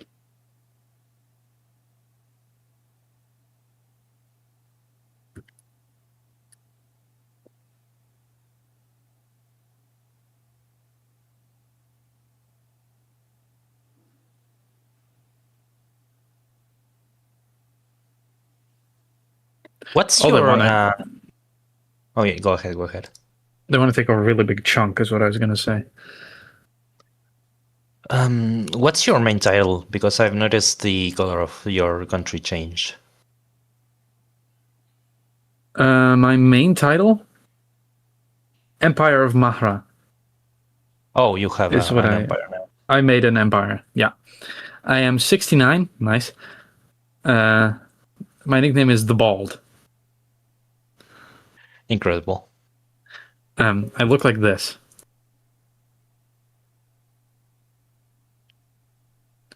Because my when I started and I got hit with a conquest. I didn't even choose this. This happened of its own will. When they rocked up with the Crusade, when I was still Saladin, who was this guy's dad, I took all the armies of Egypt and I sacked Rome.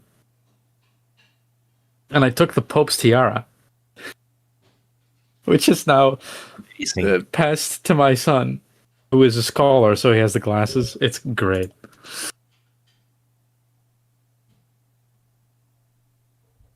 My my player heir is the Emir of Sardinia.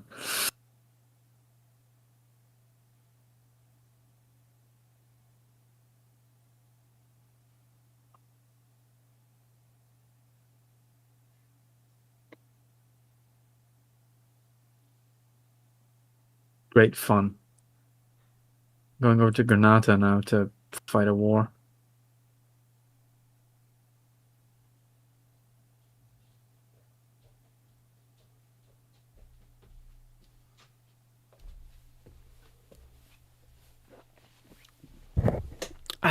And back. Welcome back. I come with good news. Oh. After a short investigation, I realized there were still 2 pieces of strawberry cake left. Oh. I have acquired them.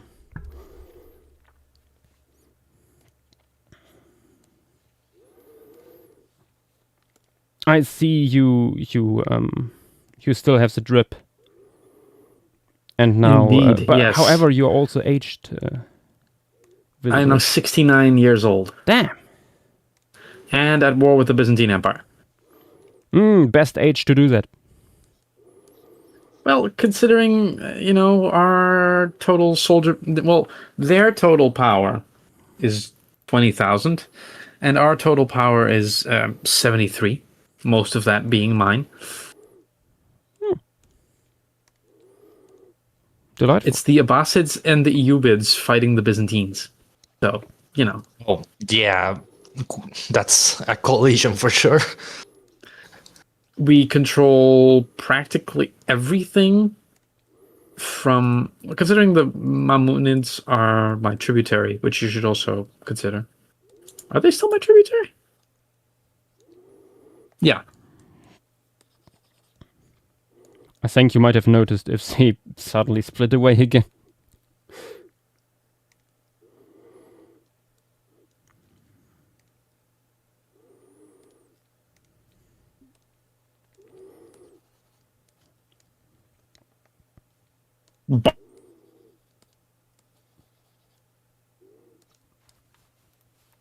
Okay, actually, the Abbasids are kind of flunking, but everything outside of the Abbasid stuff is ours. I kind of just want to sack Constantinople. It would be Turn funny. this army around. I could turn this army around right now. You know what? Fuck it. Let's try to sack Constantinople. It's not going to work because I don't have cannons. Yeah, the city is so large it will take several years of siege, I would imagine. Set a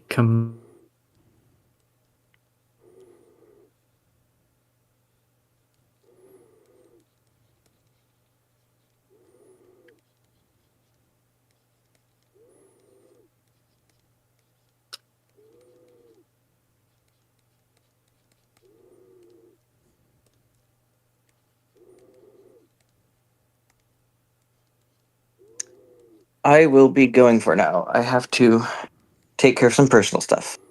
Okay. All right. See you. See you. See ya.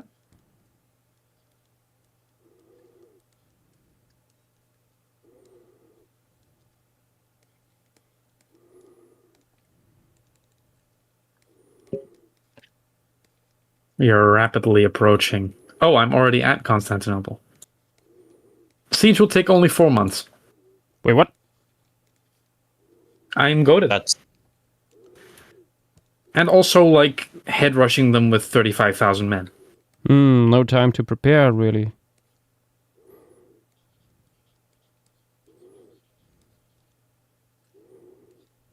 Josh, is this the first piece you've done tonight?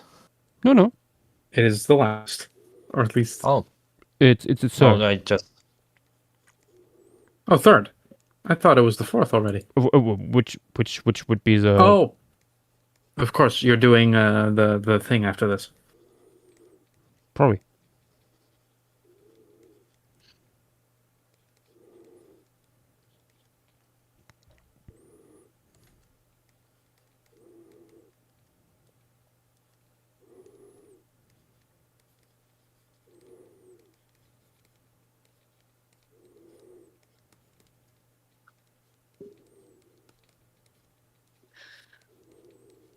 I'm sorry for this, but it's funny. If Yash, I want your judgment on this one. Actually, if it's Oh god, yeah, I saw this. bad, I'll take it out. I was tempted to post that myself. Okay, it's a classic. It's been around for a few years.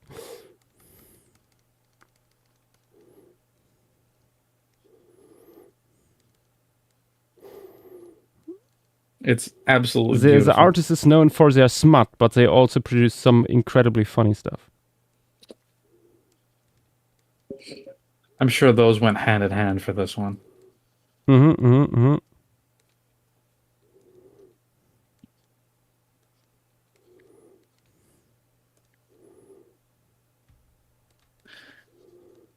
It's incredibly funny. The Abbasids are actually like doing their job and taking care of the place they want to absorb into their realm, and I'm just here fucking around in Constantinople.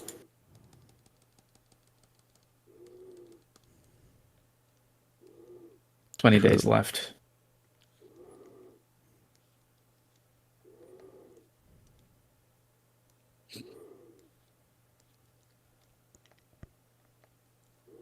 And I only lost 3,000 men.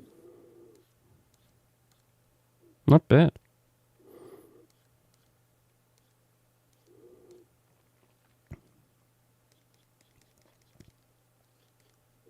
Actually, let me check. What do they want to... Oh, they want to take over the entire section here. I will start my march east and just take over every random castle holding that I find. And that'll help to the war goal. I also have way too much money. And what are medieval rich people doing when they have too much money? More war. And money.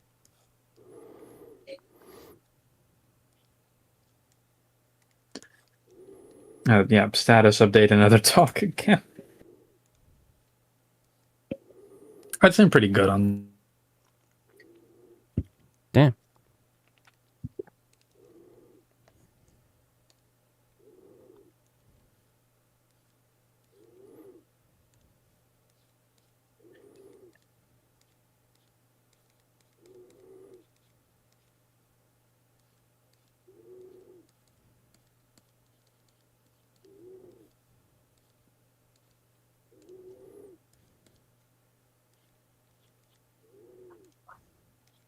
What is going on outside my window?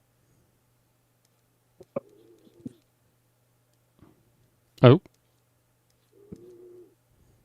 Outside your window, you say?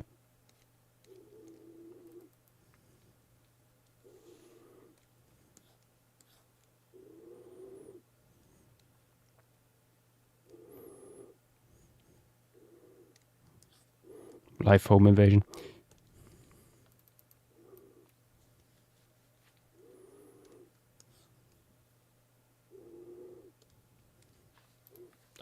What a delightful little critter.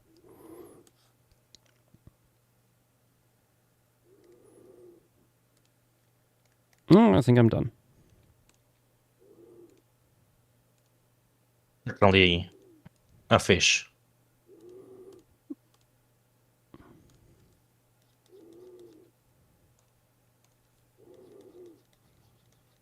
Oh, fungus here. The fungus.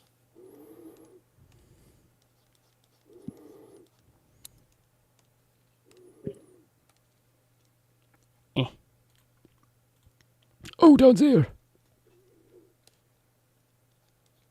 Emerge from the realm of sleep. Oh no, it's a daywalker. How's spring going? It is. Aside from Seemingly. from my beloved cursed fish that's just so flat. More importantly, so tall. I remember when you introduced this for the first time to some of us, Josterin, flocking or something else. I can't actually remember. And I was just flabbergasted at just how. Why look like that? Yeah. Yeah, why indeed? Why indeed?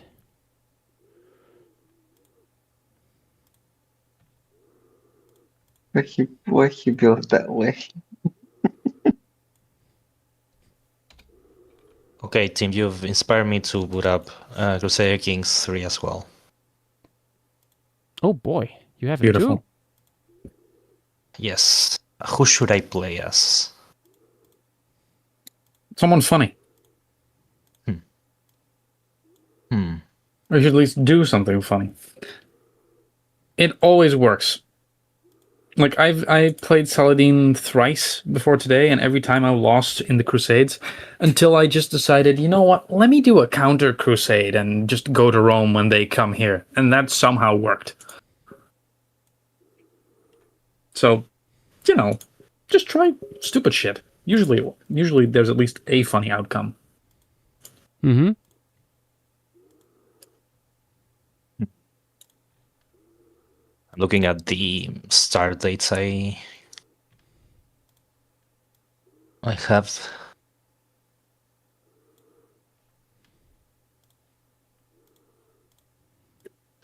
Should I play as the Hungarians in 867?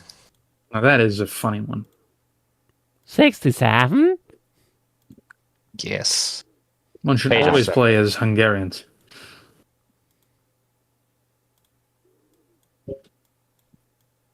What game rules do I have?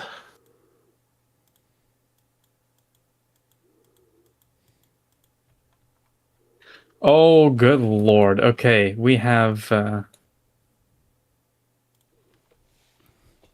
successfully... Constantinople is now Abbasid. Beautiful. Did they actually take it in the peace deal? Yeah, because I think because I sieged it, it has been swapped over to the Abbasids because they took all of Nicaea. Damn. Basically, all of Anatolia is now Abbasid. Damn. This also means I could start another war.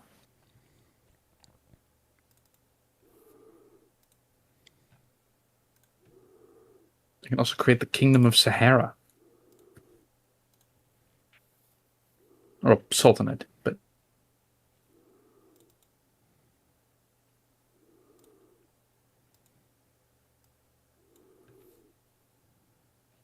That's the dude who owns Palmyra. I can join wars. Or I can start one. Now, a weakened Byzantine Empire could be interesting.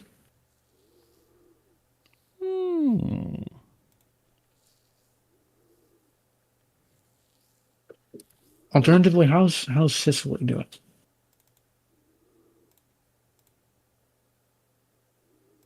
Salute. Oh, dude.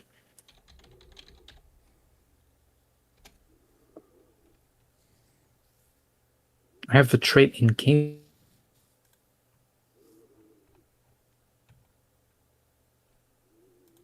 I practically cannot do anything. Can I not start any wars? This would be terrible for me.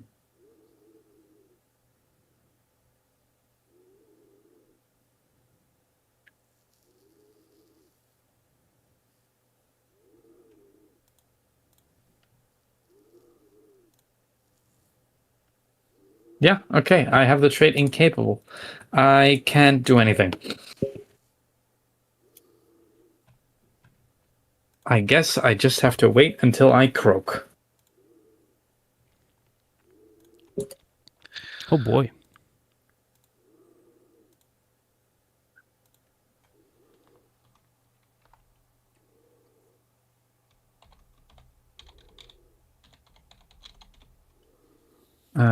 Let me use all my money, I guess.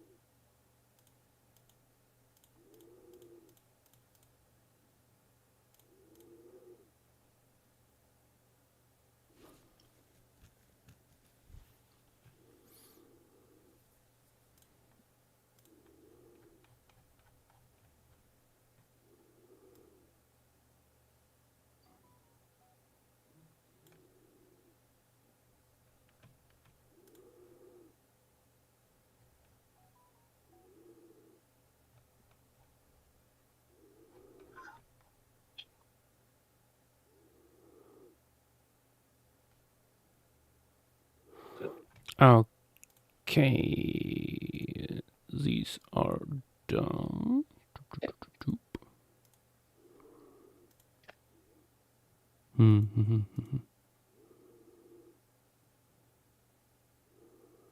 Still feel like this is missing something, but yeah, I will look into that after stream.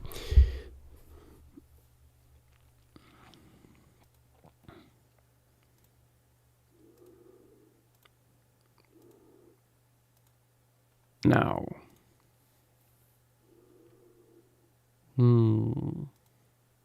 What to do next? Big Microraptorine or another little guy?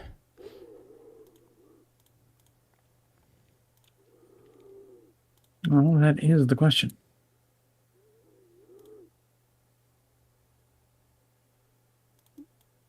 still Cynomacrops, for example. Let me turn this off. Cynomacrops, Craterhavis, more Pycnodons. That's also Vilivolodon. Seropia, Keltodance, these guys. Tulimonstrum, Arandaspis, Trypanosaurus, small bird. Not this guy. That's too large. More Pycnodons. More Pycnodons. Always good. Insect probably too complex. Wing-wise. I have this funny fish. Funny fishes are always funny. Early Echinoderm collection. Little bird. Oh, and of course, we have... oh, I already sketched this guy. Tiny Crocodilian. Hmm. That's an option. Alexandretta. That's an Indiana Jones reference, if you know your stuff. Indeed. Although I think in this case it is not a reference to that, because it's a historic city. Well, yes, but you know what I mean. The historic city is mentioned in the movie. Same shtick.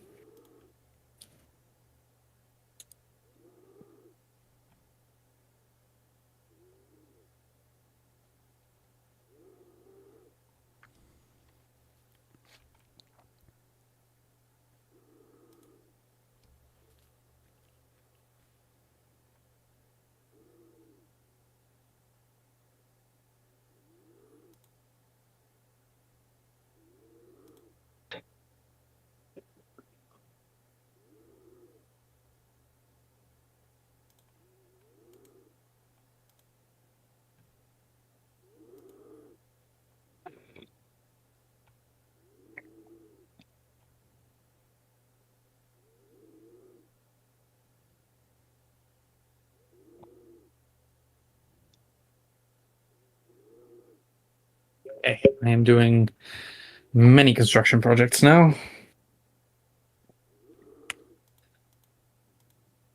I spent like 10,000 gold in one pause just so that I could get it out before I die, and then my son doesn't inherit it.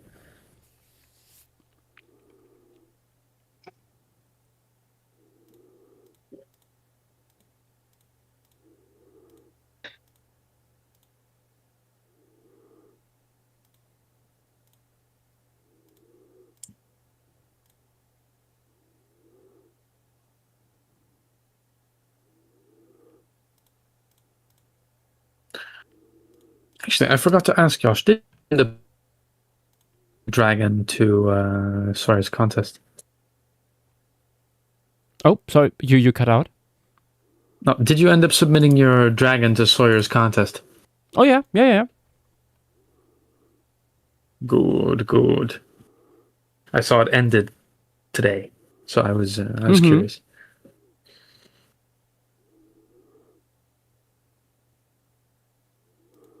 Oh, hostage invalidated. Someone died.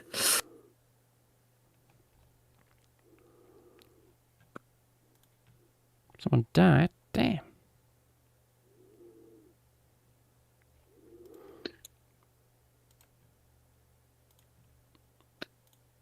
If you're curious, this is a end product. Oh, it takes too long to load. Let me just post a tweet.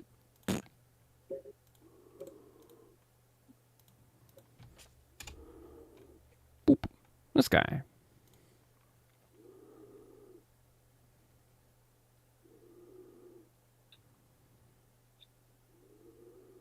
He is tickled.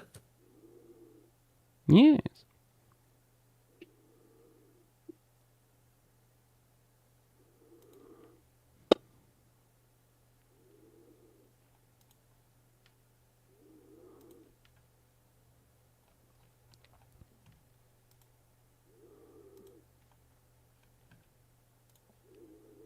Such a good design.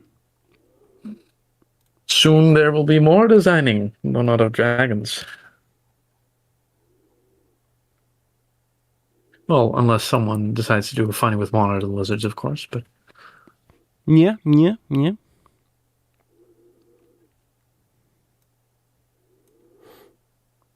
We certainly need a Radiodont.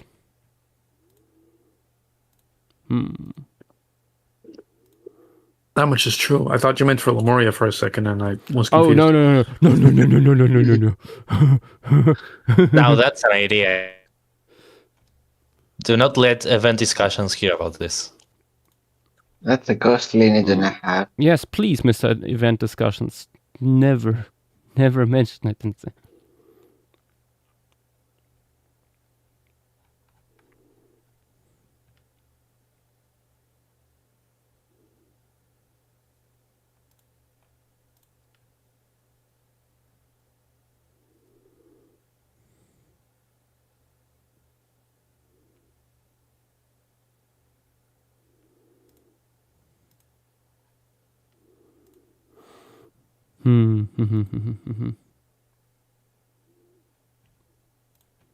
Let me look into my inspiration folder. Maybe an idea for the Microraptorine comes up.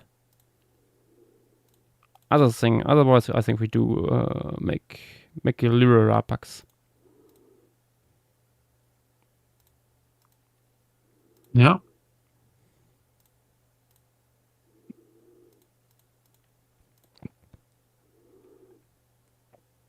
Which would actually mean that we have a full set for Dinocon. Ooh. The Dinocon.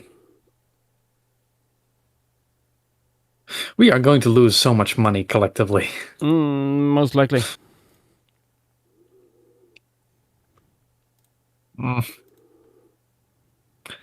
I am curious to see when they'll put up the vendor hall layout. Mm-hmm.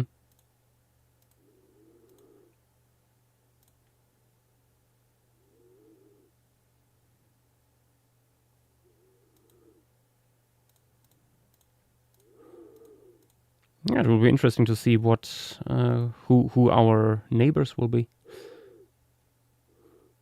True. Yes. I am very interested to see who will be placed next to.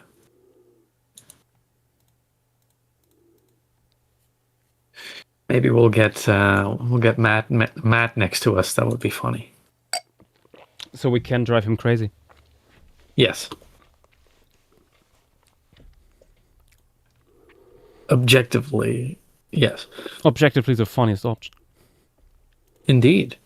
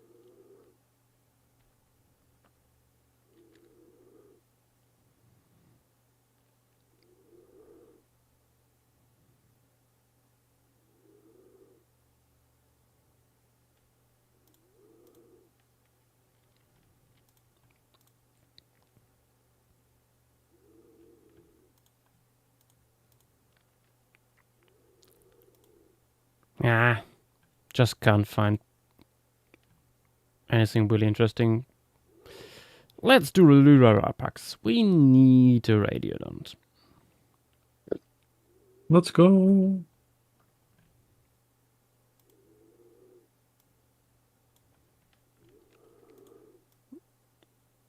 This is a size reference. Let's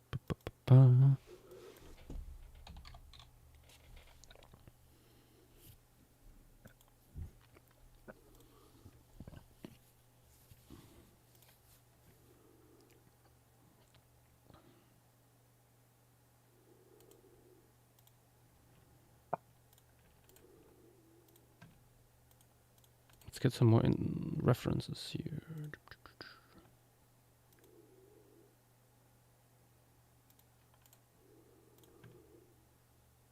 We're doing Lurapax trilobus.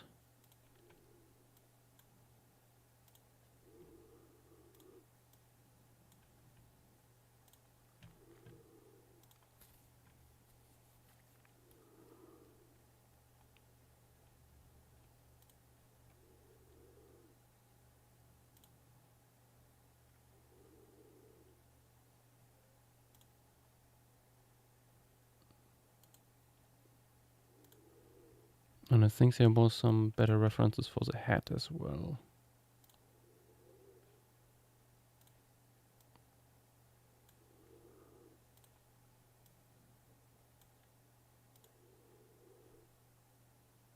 It's a different species, but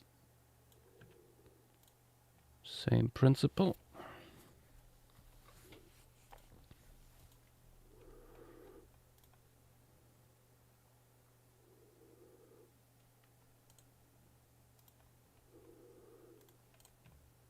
Also John's drawing here.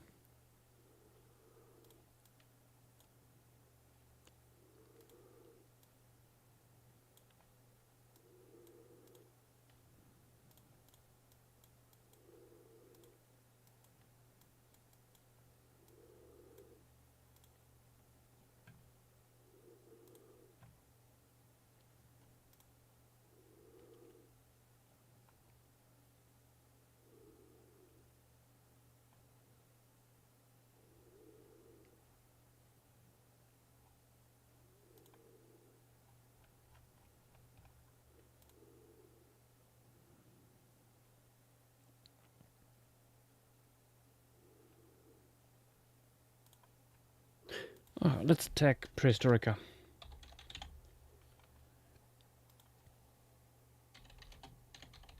You can never go wrong with that. See if he's around.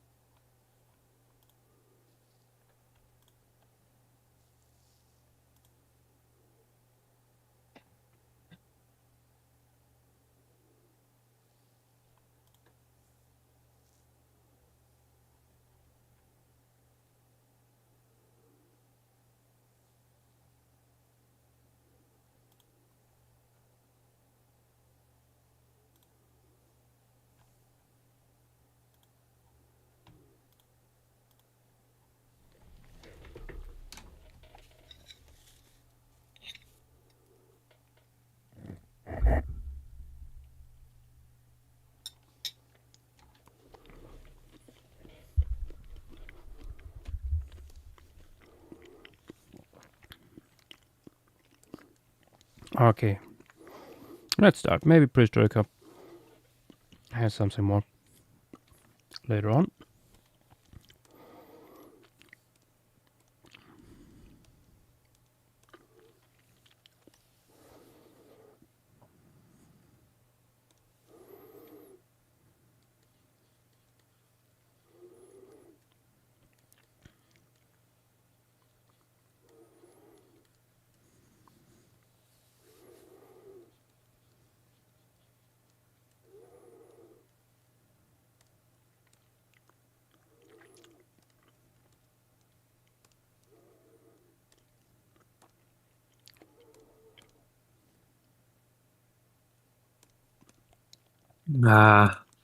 One thing I love about Project Hail Mary is that it has successfully reached good fandom content.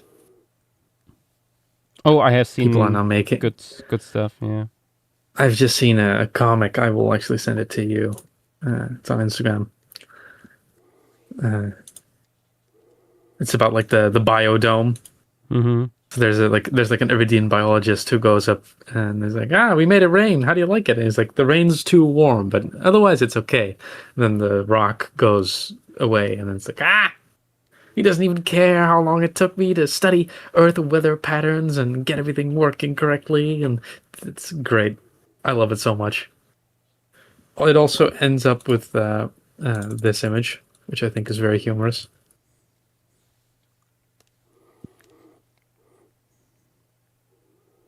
Oh, that is Stream Materials. Oh. Brezhdraka is on his way.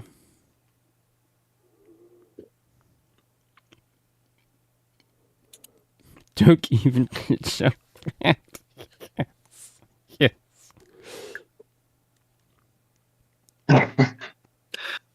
My favorite thing I saw with the movie is that someone started writing fan fiction for it.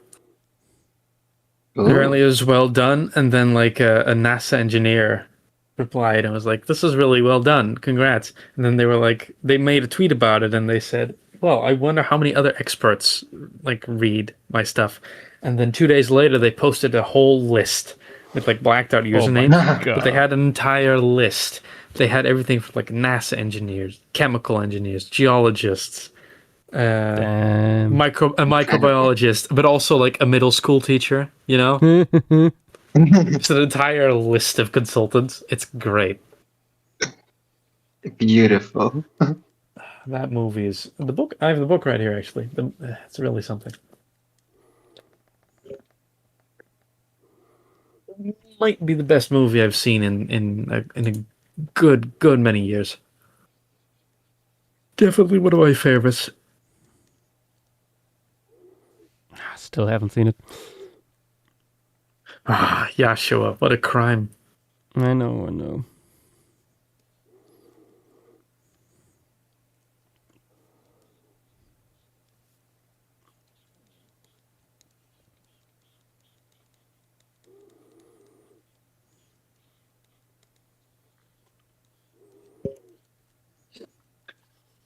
There's a lot of good movies scheduled for this year as well.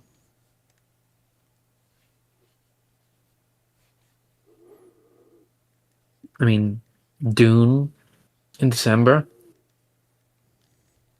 True, that is this year. Actually, fun fact, you know those IMAX 70mm screens that are like almost impossible to get to for us? Yeah, they're opening one in Brussels in the summer. Oh. What do you think is the first thing I did when I heard? Looked at train connections? Exactly. No. I am so incredibly tempted to go down there if they show Dune 3 and go watch it on the biggest of big screens. Oh, hi, Brezhdraka. I see you have arrived.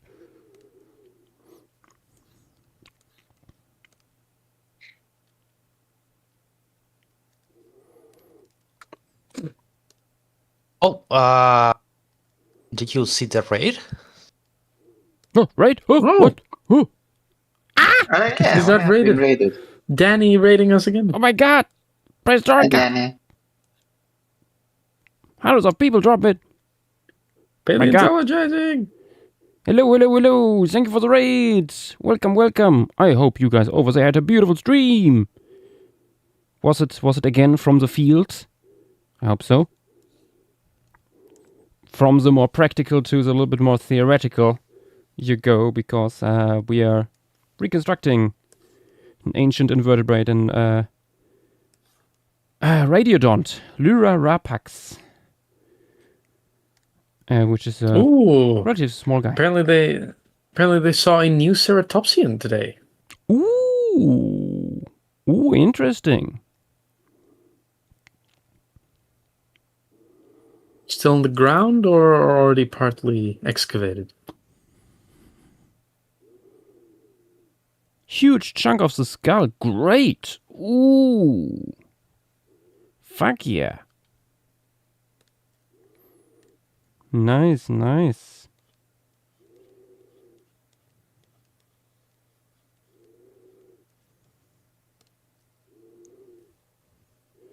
Already wrapped up in plaster. Good, good, good, good, good. Nice. Oh, there must be still so many undescribed ceratopsians out there. There's so much undescribed everything out there. That's what makes it exciting. Indeed.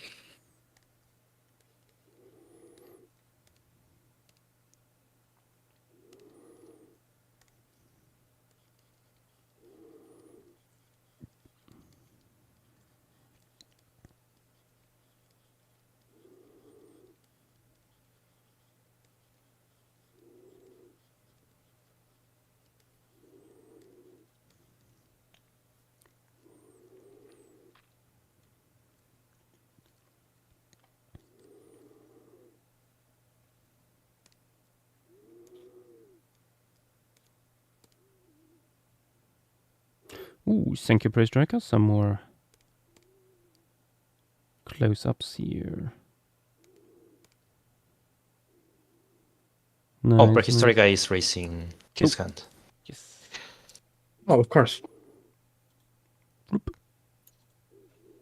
I couldn't show it because it's potentially new genes and species. Front face like a Triceratops, frill like a Pentaceratops. That's interesting. Interesting. All right. It's what they thought was the Hadrosaur. Nice, nice.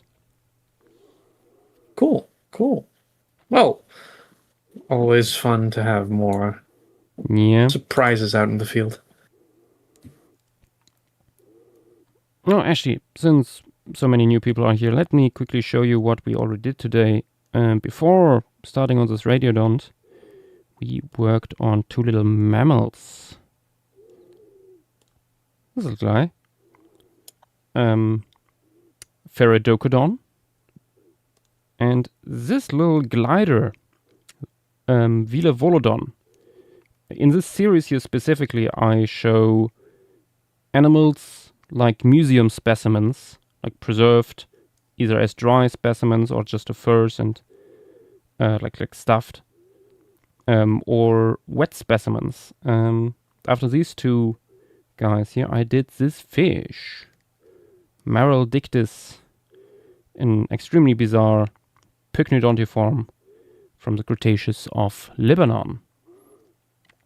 And yeah, this is part of a series where I do these guys all in life size. This is all on postcard formats. So the canvas is not bigger than 15 centimeters tall or wide.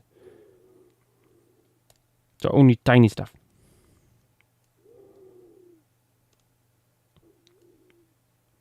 And yeah, next up is another wet specimen.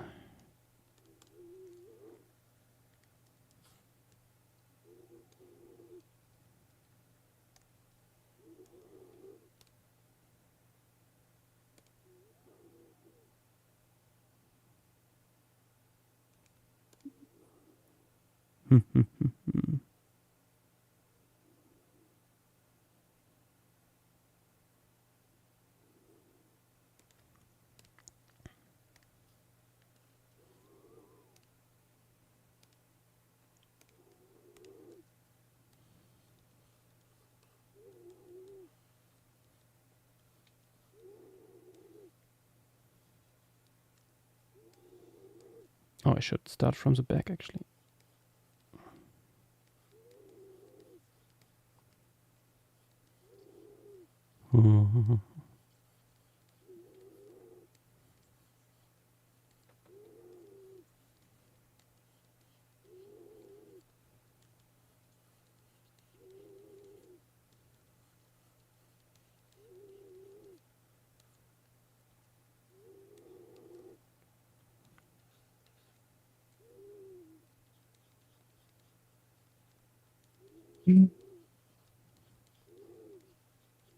How are you doing, Prehistorica? Pretty good. Ruhig.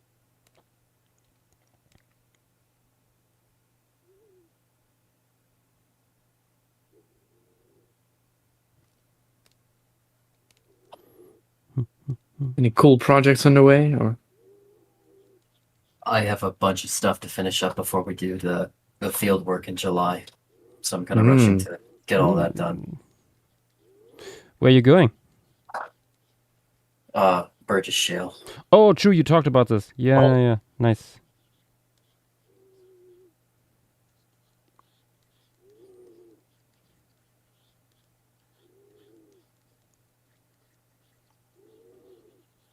Very cool.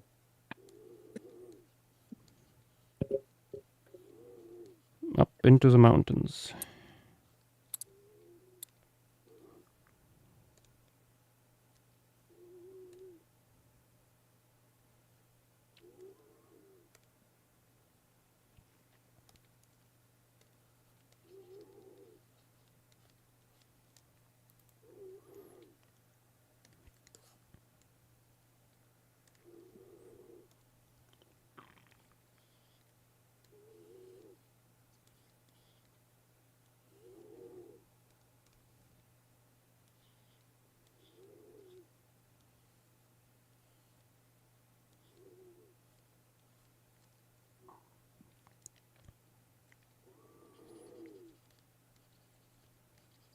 Later on the Cetal blades here.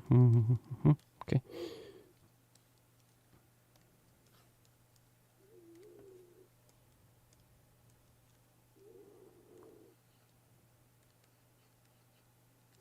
Cetal blades should go onto the flaps. There as well? The Cetal blades should go onto the flaps.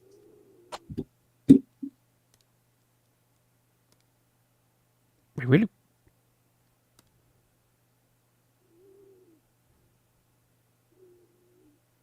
Oh, I also just... The drawing is somewhat incorrect on Wikipedia. Oh, okay. Onto the flaps. I also just noticed, like, zooming in onto the fossil, that the front edge of the flippers is kind of serrated. What do you mean? Like the strengthening rays, or? No, when you I'm gonna draw a little Lyra Pax flap for you. Flippity flappity. Ah, come on. Copy. Oh, lag. We have been hit with lag. Oh dear. There we go. Zooming in here. You can see the front edge.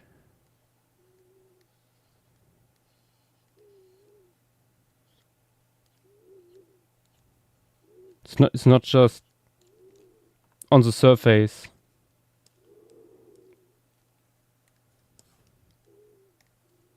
Also here.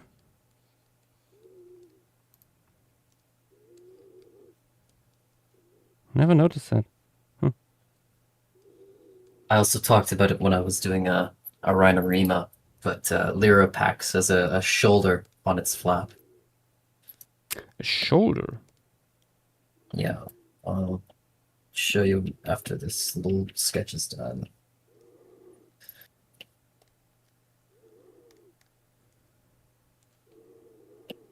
Yep, I'm keeping it rough for now because I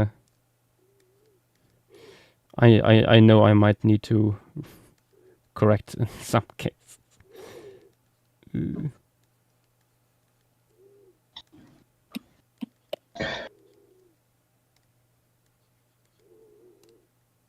It is a Zag, I hear. Yes, I am back. Welcome back. We're drawing an Anomalocarid. Yeah, Lyra Rapax. Okay.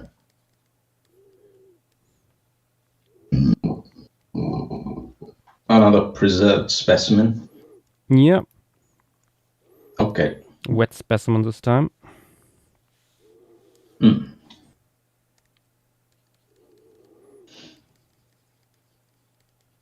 All right, I'm gonna put it in stream materials now. Mm-hmm. Oh.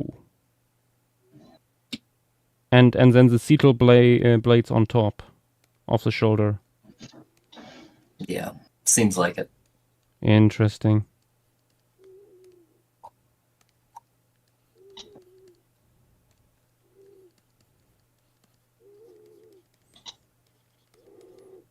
Is that present in other Radiodons?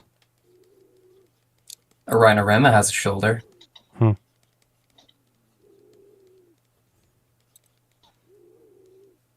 If you look specifically at this specimen, you can see it pretty clearly.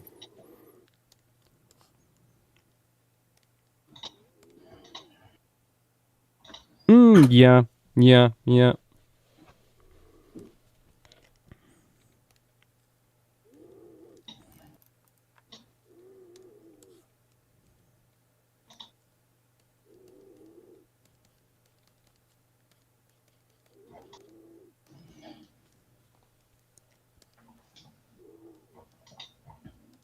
We also have the shoulder in the other species of Lyropax. You can kind of see it's got a little raised region, circular, rounded. Yeah. Huh.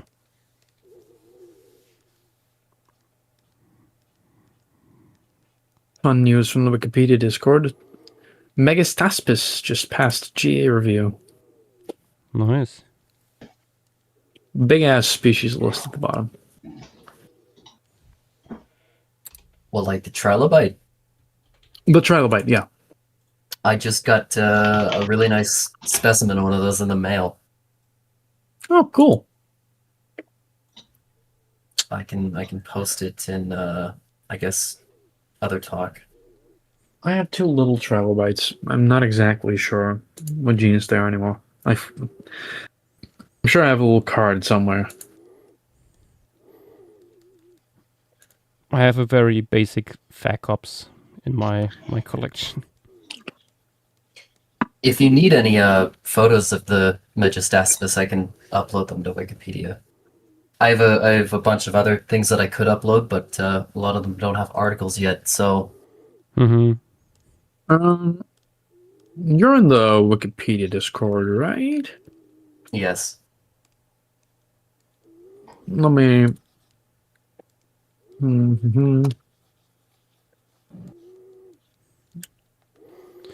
Let's see, what color would work well for these guys? Oh, Yosh, by the way, you should... I know I tell you this quite often, but there shouldn't be any major disconnect between the body and the flaps. Oh, connection between them is yeah. No, this is more for me as guiding lines to not make it just completely smooth. Yeah.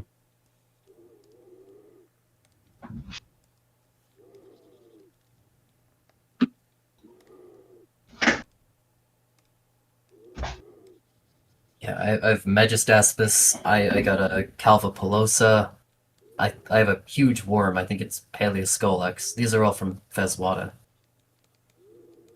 But nice. A lot of those don't have Wikipedia articles yet, so there's nowhere to put the image. Yeah.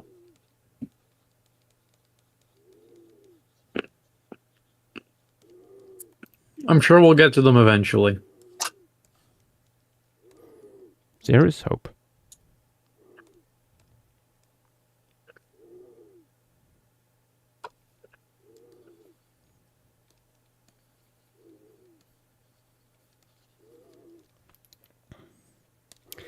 Let's have a look at maybe a bunch of preserved crustaceans, maybe.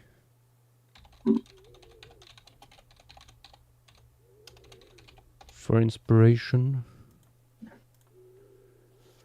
Of course, not completely comparable, but... I like using crabdatabase.com or whatever it is. Many crabs. Lots of different colors. Much crab.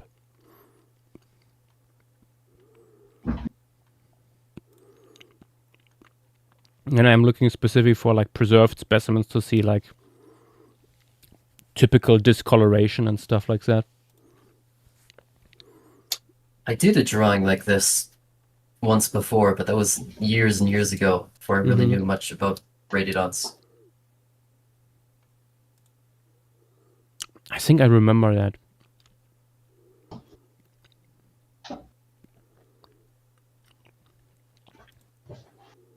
Ah, that's all dry specimens. I would also recommend making the head shield larger, and if you want to take some input from a Rhinorema, the appendages might be held in a funny way. Yeah, I was thinking about that.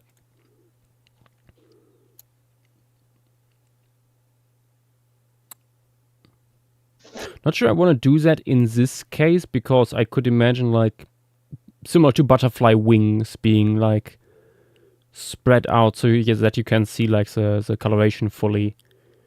Maybe people here would like mount it in a way that you can better see the appendages. Something to, it's still worth changing them up a bit, because if you look at like a fossil like this, the appendages are still clearly attached behind the head shield and underneath it.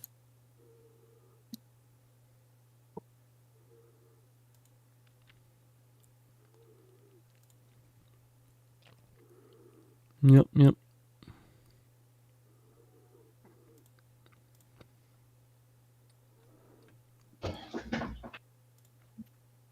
Actually, let's make this one red.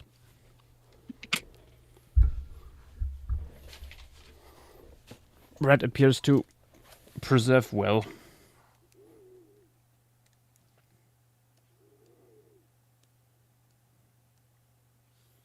In this fossil too, it looks like the appendages probably attach almost right under the eyes. So you definitely need to change where they attach in the drawing. And they don't have to be facing like directly outward like you'd see in like an Amblicharis. I suppose how you have them facing right now is also fine, like kind of lateral, splayed out.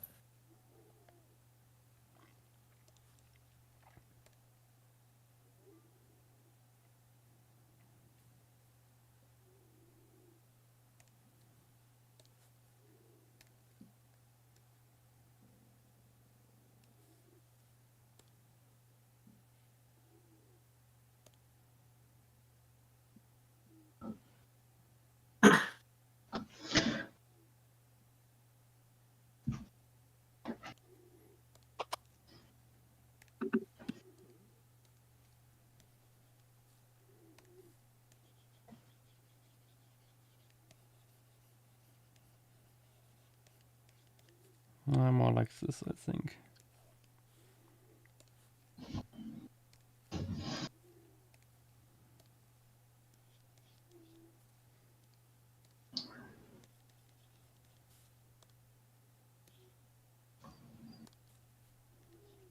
Attach it larger.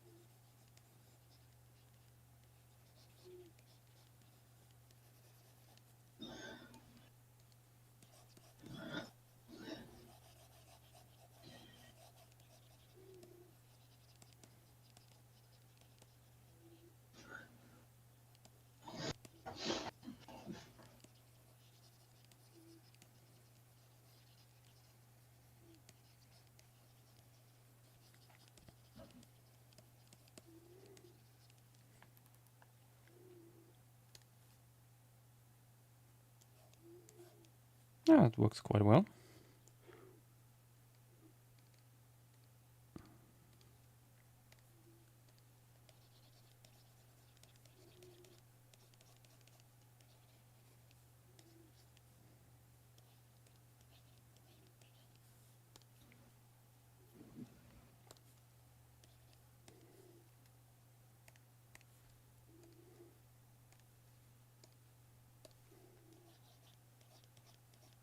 Oh, also, if this is and this is trilobus, so the eyes should be very globe-shaped, not long.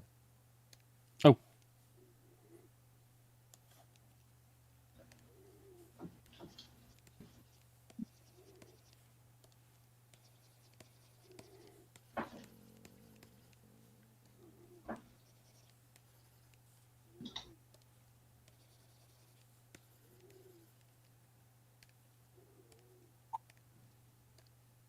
And we do think that the region with like the eye stalk, like there would be a thin eye stalk, and it'd be like annulated, so it's flexible.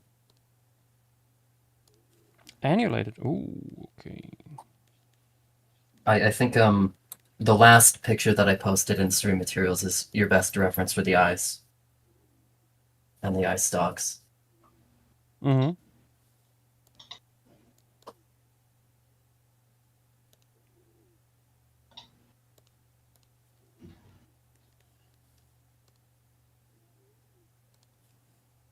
It had very large round eyes.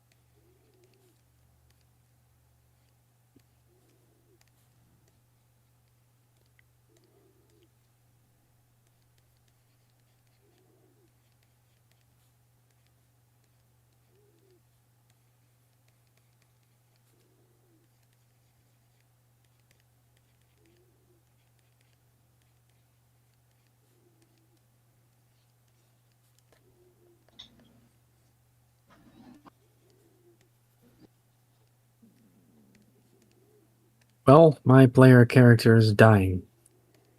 Oh. Of what? I'm 75, so old age, surprisingly. Damn. Yeah, considering how many wars you started.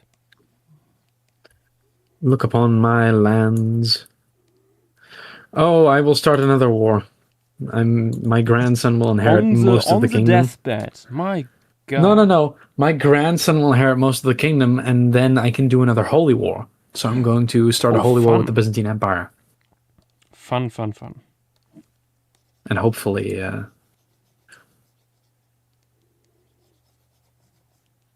lay claim to Greece.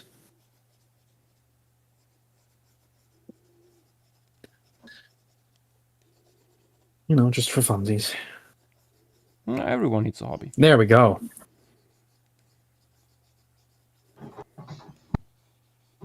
Died from a seizure at 74.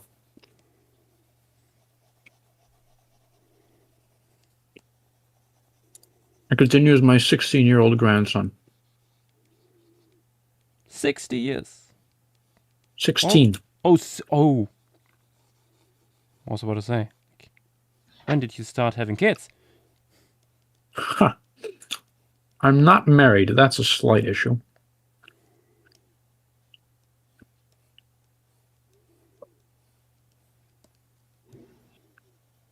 I mean, that can be changed quickly.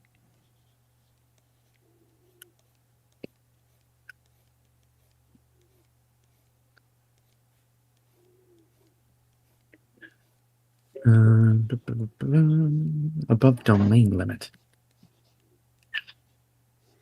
Domain limit? Sounds like you need a domain expansion.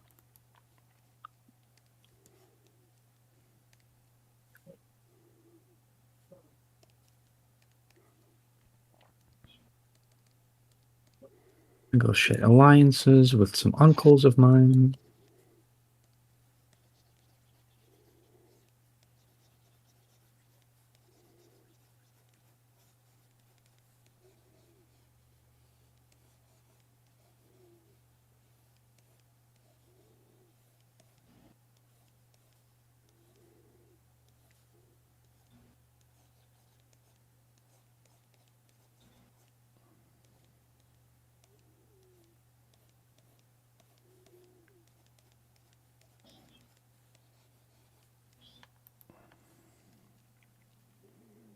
I remember when Lyra Rapax was published, and they thought it had like a big single pair of flaps for locomotion at first. Let's post another sketch. This time of the head. It's a bit rough. Great issue. Nice.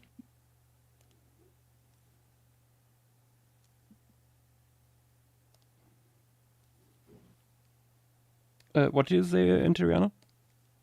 Grace is here. Oh.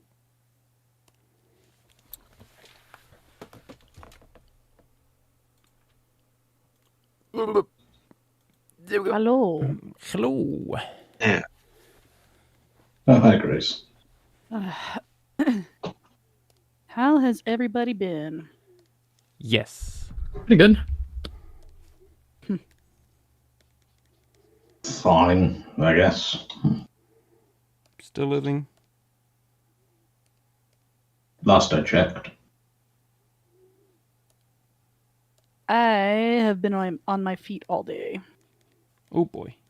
What have you been doing? Making food. For yourself? Doing laundry. Yes. Oh, okay. No, for my 6 children, Zach. I do know that you sometimes have family over. I was wondering if you might have some of those over. Nope. I am entirely on my own for the moment, and it is delightful. Fair point.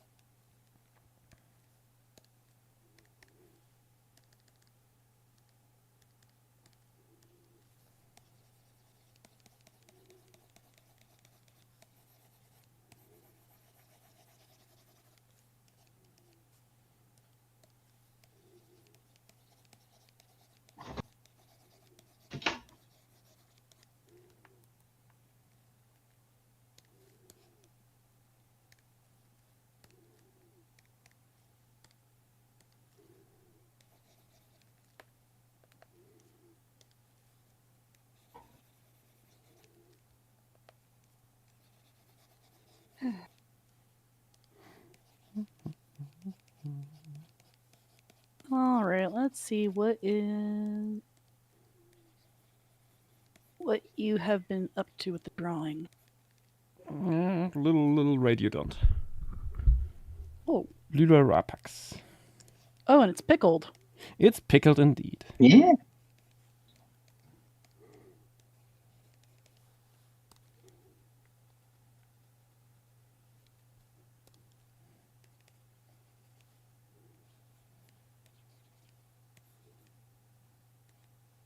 There we go. Catface was chirping at me, wanting me to pick her up, and not wanting to put herself in my lap. So.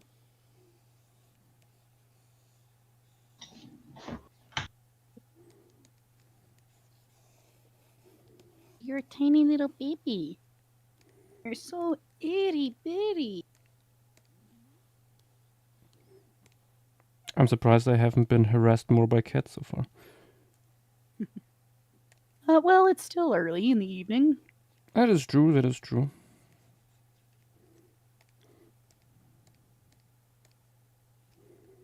There's always more time to be harassed by cats. Mm-hmm.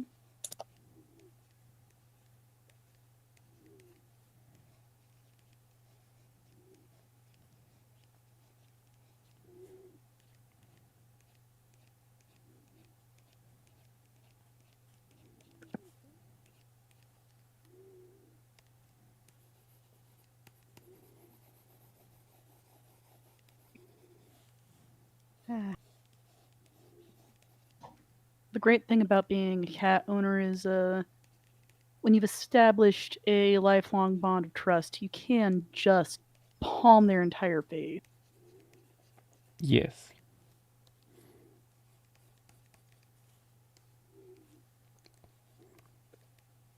In Minnie's case, she gets back at me. Yeah. In Minnie's case, she gets back at me by sneezing in my face, so it all evens out.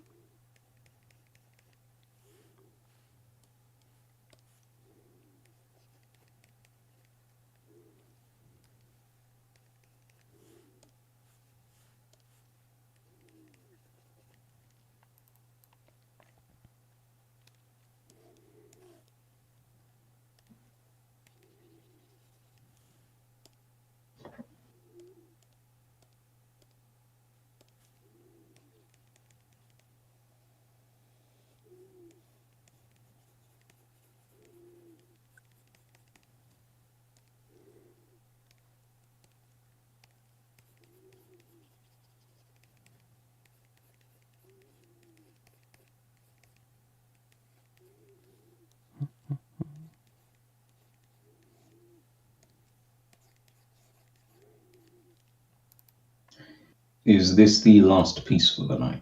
Indeed. Okay. What shall we do afterwards? No, that is the question. Time to summon the epic gamers? Maybe.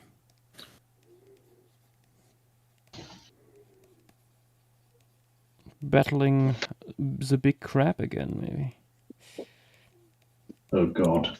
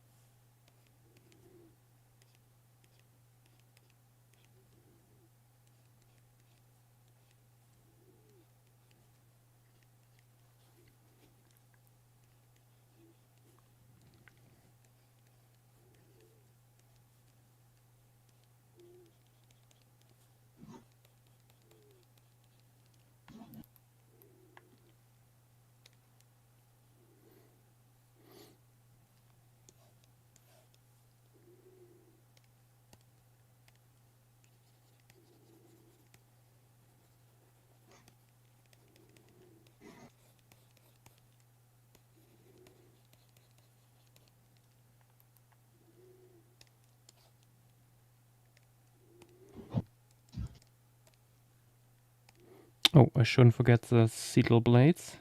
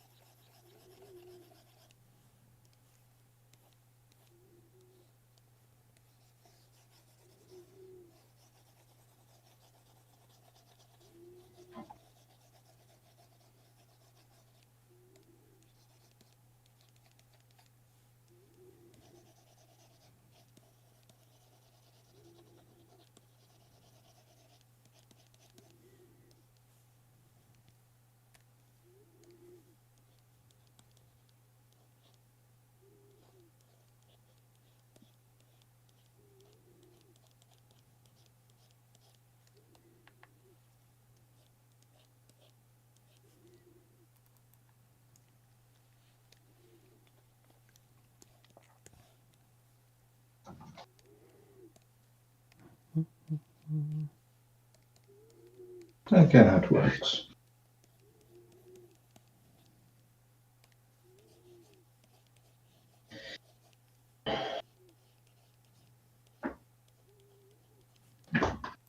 Nope. What you doing?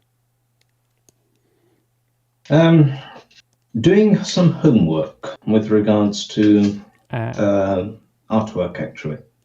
Nice.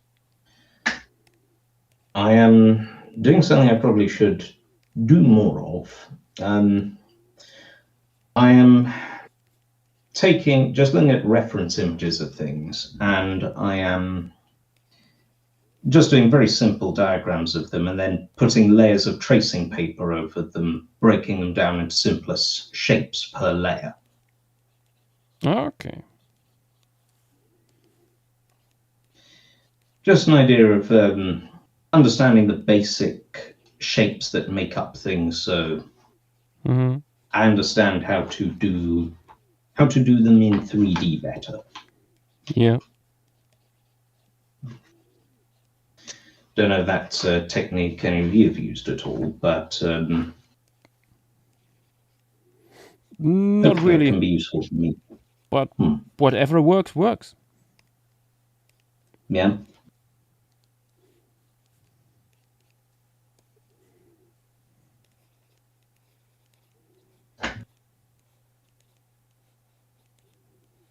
Everyone's going to have their own techniques, so yeah. There's so many videos online of like YouTube art tip accounts where it's like, don't ever do this, and it's like, yep, but that what doesn't work for you can work for someone else. So nah, shut up. Yeah. I do wonder something. Is there, or have you ever encountered something that you would say, this is genuinely bad advice? Oh, constantly. What sort of things, out of interest? Oh, so there's too many, honestly. One of the most egregious one I come across constantly is never use black. What? Yeah. Oh, right. Because people are like, you should use a dark version of a different color, of a color, right? Yeah. Which, in itself, yeah, not the worst advice. But, like, there's just cases where you want to use black. It can be more helpful if you're doing like stylized art, but especially if you're doing something that it's just like realism, like that is the color of shadow. There are some times where you pretty much have to use the darkest thing possible because there's sometimes a total absence of light in a certain area. Yeah. But yeah, also, yeah, it's also just a style choice. Yeah. Just look at 90% of cartoons. Yeah. It always depends what you're going for. Yep.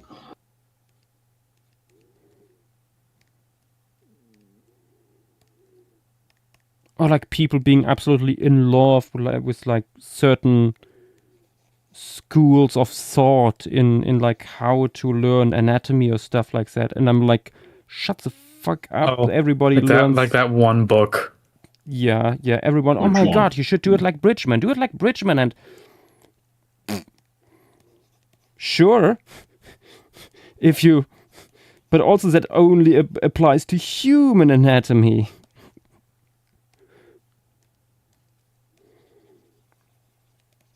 Because whenever people talking about, you should learn anatomy, they talk about human anatomy. Which, to be fair, is worth understanding. It is worth understanding, but there's also like hundreds of approaches to it. Yep. everyone has their own access to it, their own understanding. This is true. Do you want to do more realistic humans or more idealized humans? Or caricatured humans? Among other things. Yeah. But even if you are doing exclusively quote-unquote realistic stuff, which in itself is a can of worms, because realism in art means something else than in colloquial terms. But you know what I mean, though. Yeah, in this context.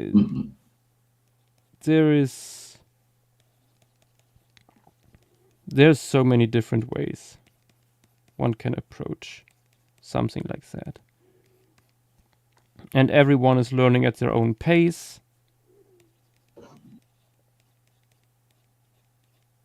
There's so many like tutorials online where it's like, oh, do this to like increase how fast you learn a skill or something like that. And doesn't work that way. That's not how learning works in the first place. Well, I should say it doesn't. I shouldn't say it doesn't work that way. It's not guaranteed to work that way. Yeah, it's not guaranteed to work that way. For you. Yeah. It could work that way, but it might not. Maybe there's a different way.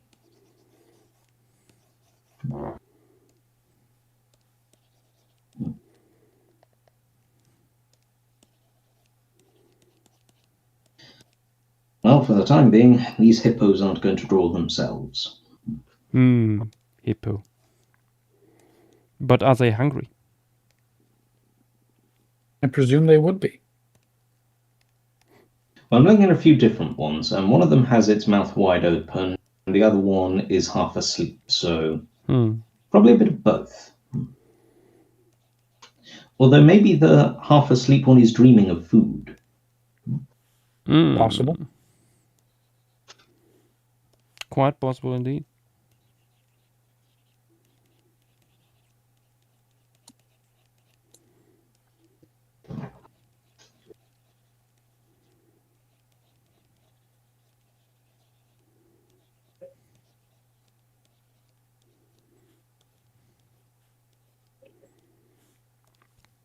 I always underestimate how complex radiodons can get to draw.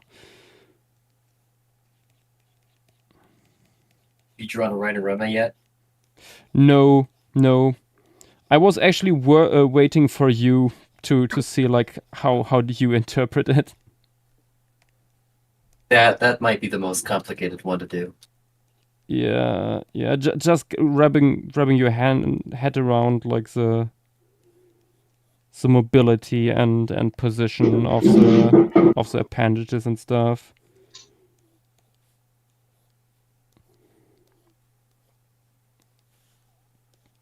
Fun stuff.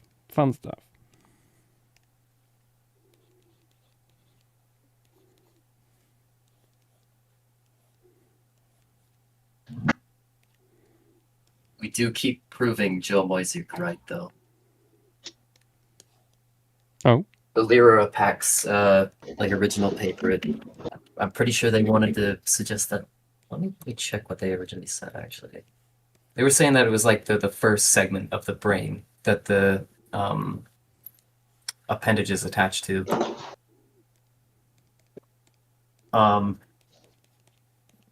Yeah, and they were wrong. Joe was right. They're on the second segment of the head, behind the eyes.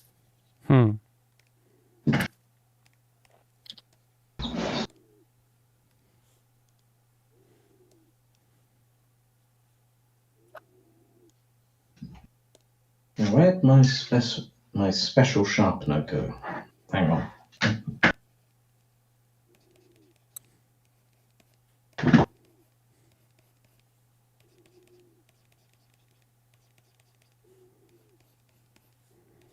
Now let's play a little bit more with color here on the last flaps. Oh yeah, that works.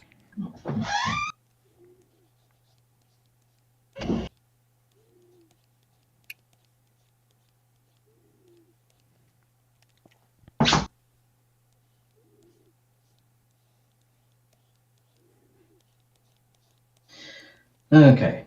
Found the special pencil. Special pencil. This is How bad. how special is it? Oh, sorry. I meant special. Oh, sorry. Did I cut you off, Fossilized? Bill. No, you're good. Okay. No. It's a special pencil sharpener.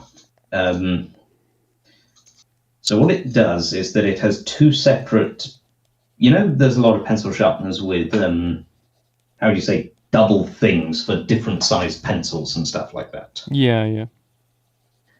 Well, in this case, this one is designed in a way that one of them sharpens the wood and the other one sharpens the lead specifically. Oh. Nice. So it gives a very flush pencil, and means it doesn't seem to break the pencil so much. I find it quite useful.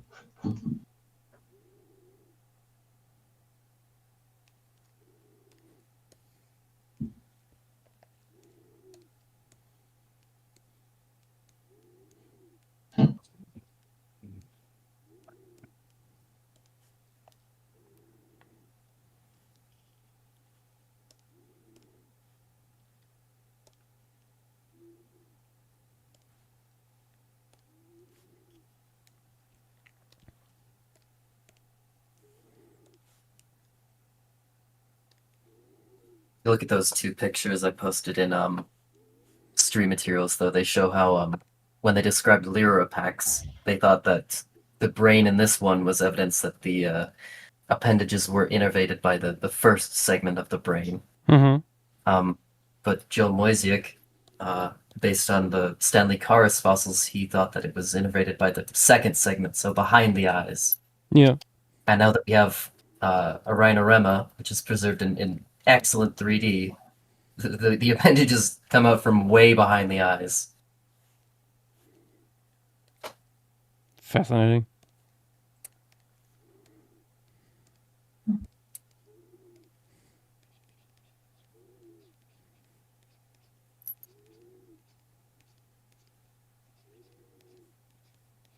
Vindicated.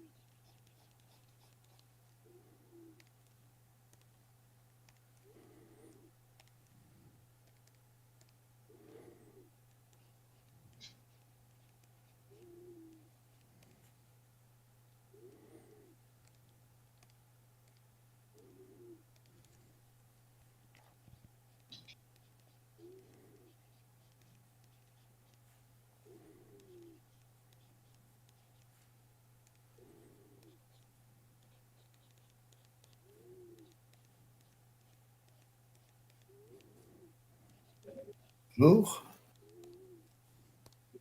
Nice. Hi, Nat. Hi, Nat. Matthew. Hello.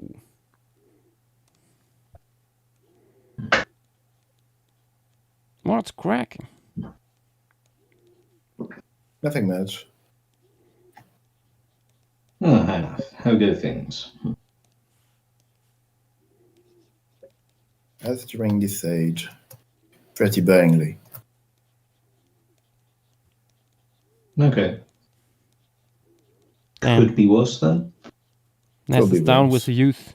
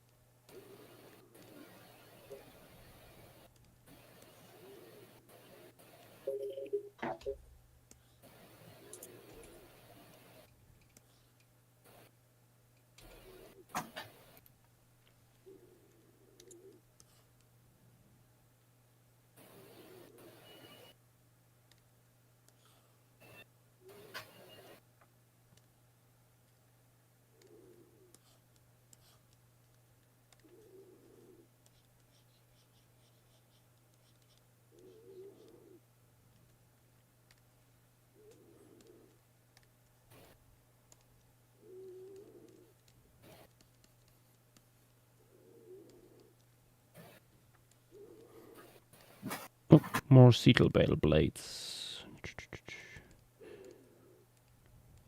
Very important.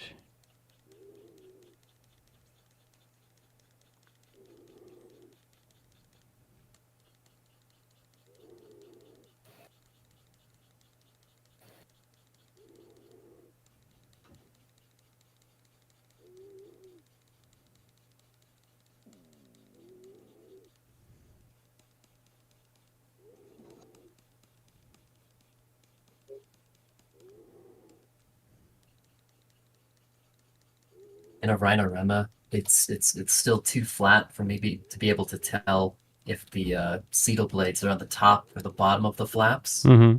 And it doesn't help that the authors also misidentified a bunch of stuff that aren't Cetal blades. Oh joy.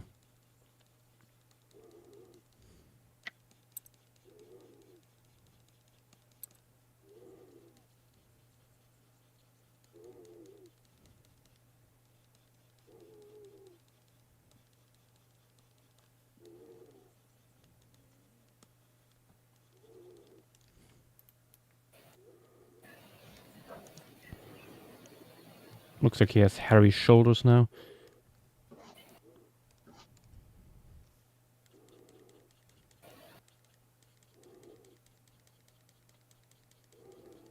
Going for gorilla look.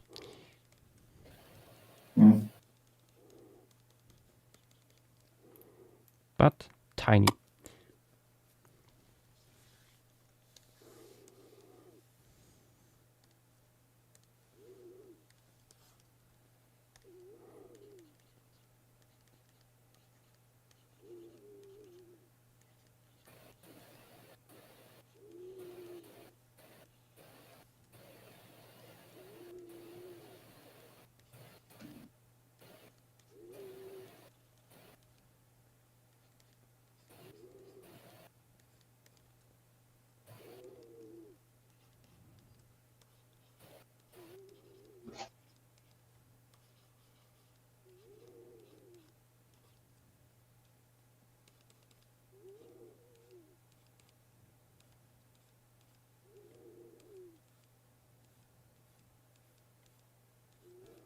You guys again. I just beat you in a war. God damn it. Stop trying to break free. Someone giving you grief, Tim? Upper Egypt is being a bastard for no reason. Like they do.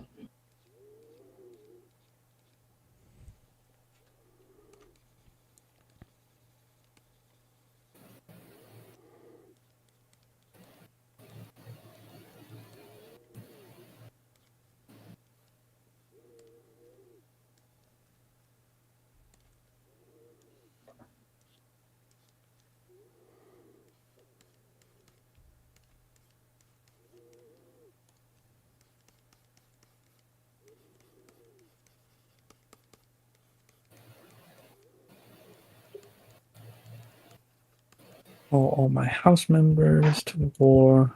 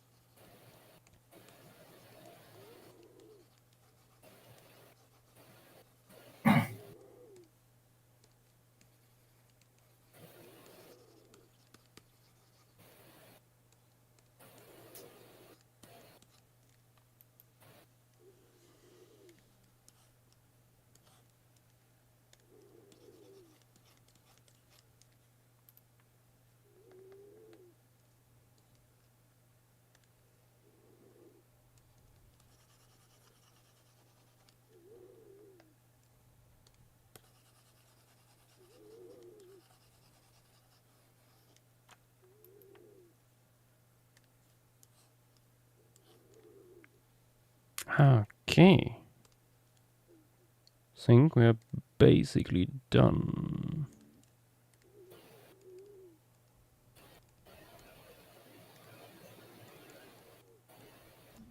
This is good news. Yes.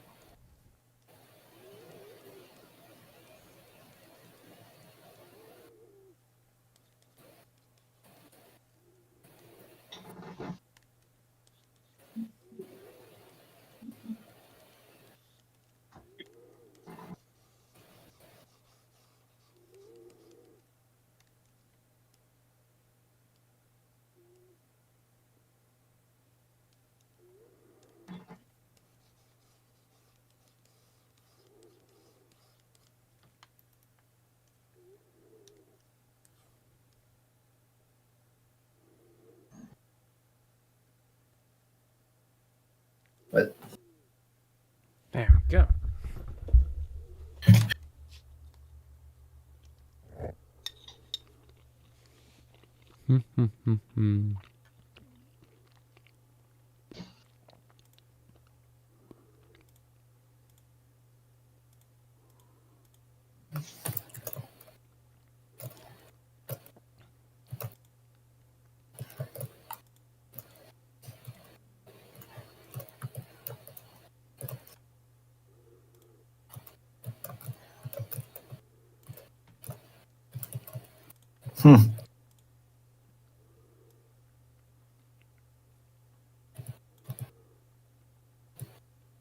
Pretty.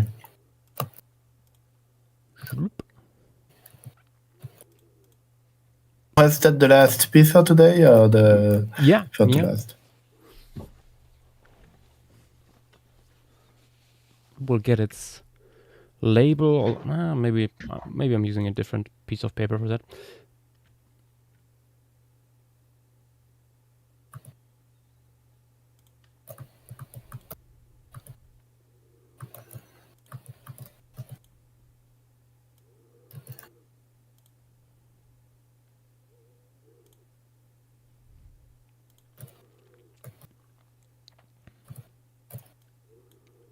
Ooh, maybe a little bit of bouncing light here on the lower part.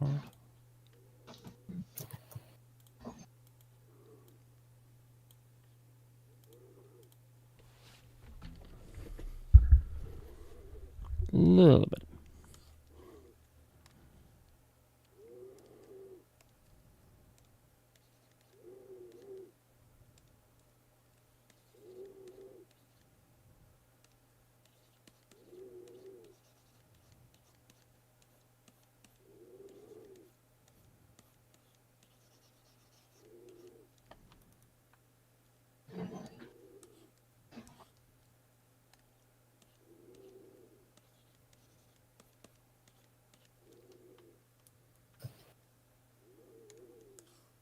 There we go.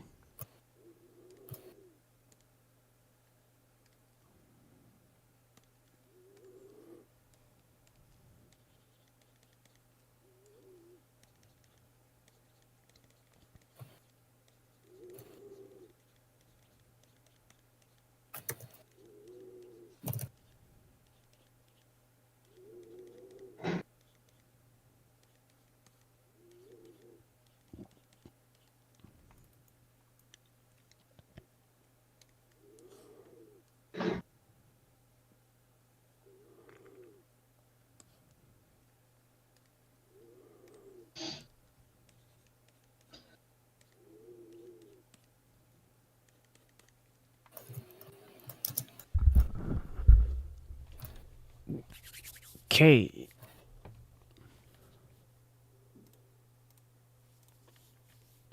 I should save.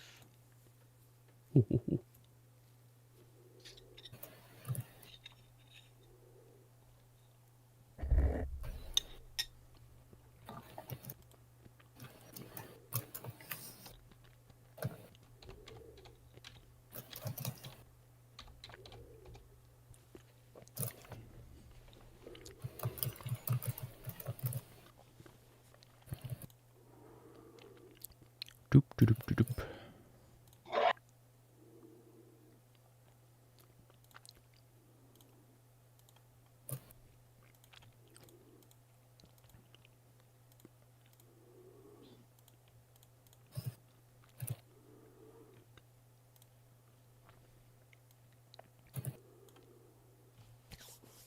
Okay, and with that, we end the stream. Let's have a quick look what creatures we covered tonight. We started with Pterodocodon, followed immediately by Villevolodon, little gliding guy. Then finally we had little discussion about Maraldictus, one of the weirdest Pycnodons out there, and then we came to Lyrirapax, the little Radiodont. Okay, this would be everything for tonight, guys. Thank you all for being here, and see you potentially next week. Thanks again to Prehistorica for all the feedback and references. And with that, good night, everyone, and bye-bye. Bye-bye. Bye-bye. So long. Bye-bye.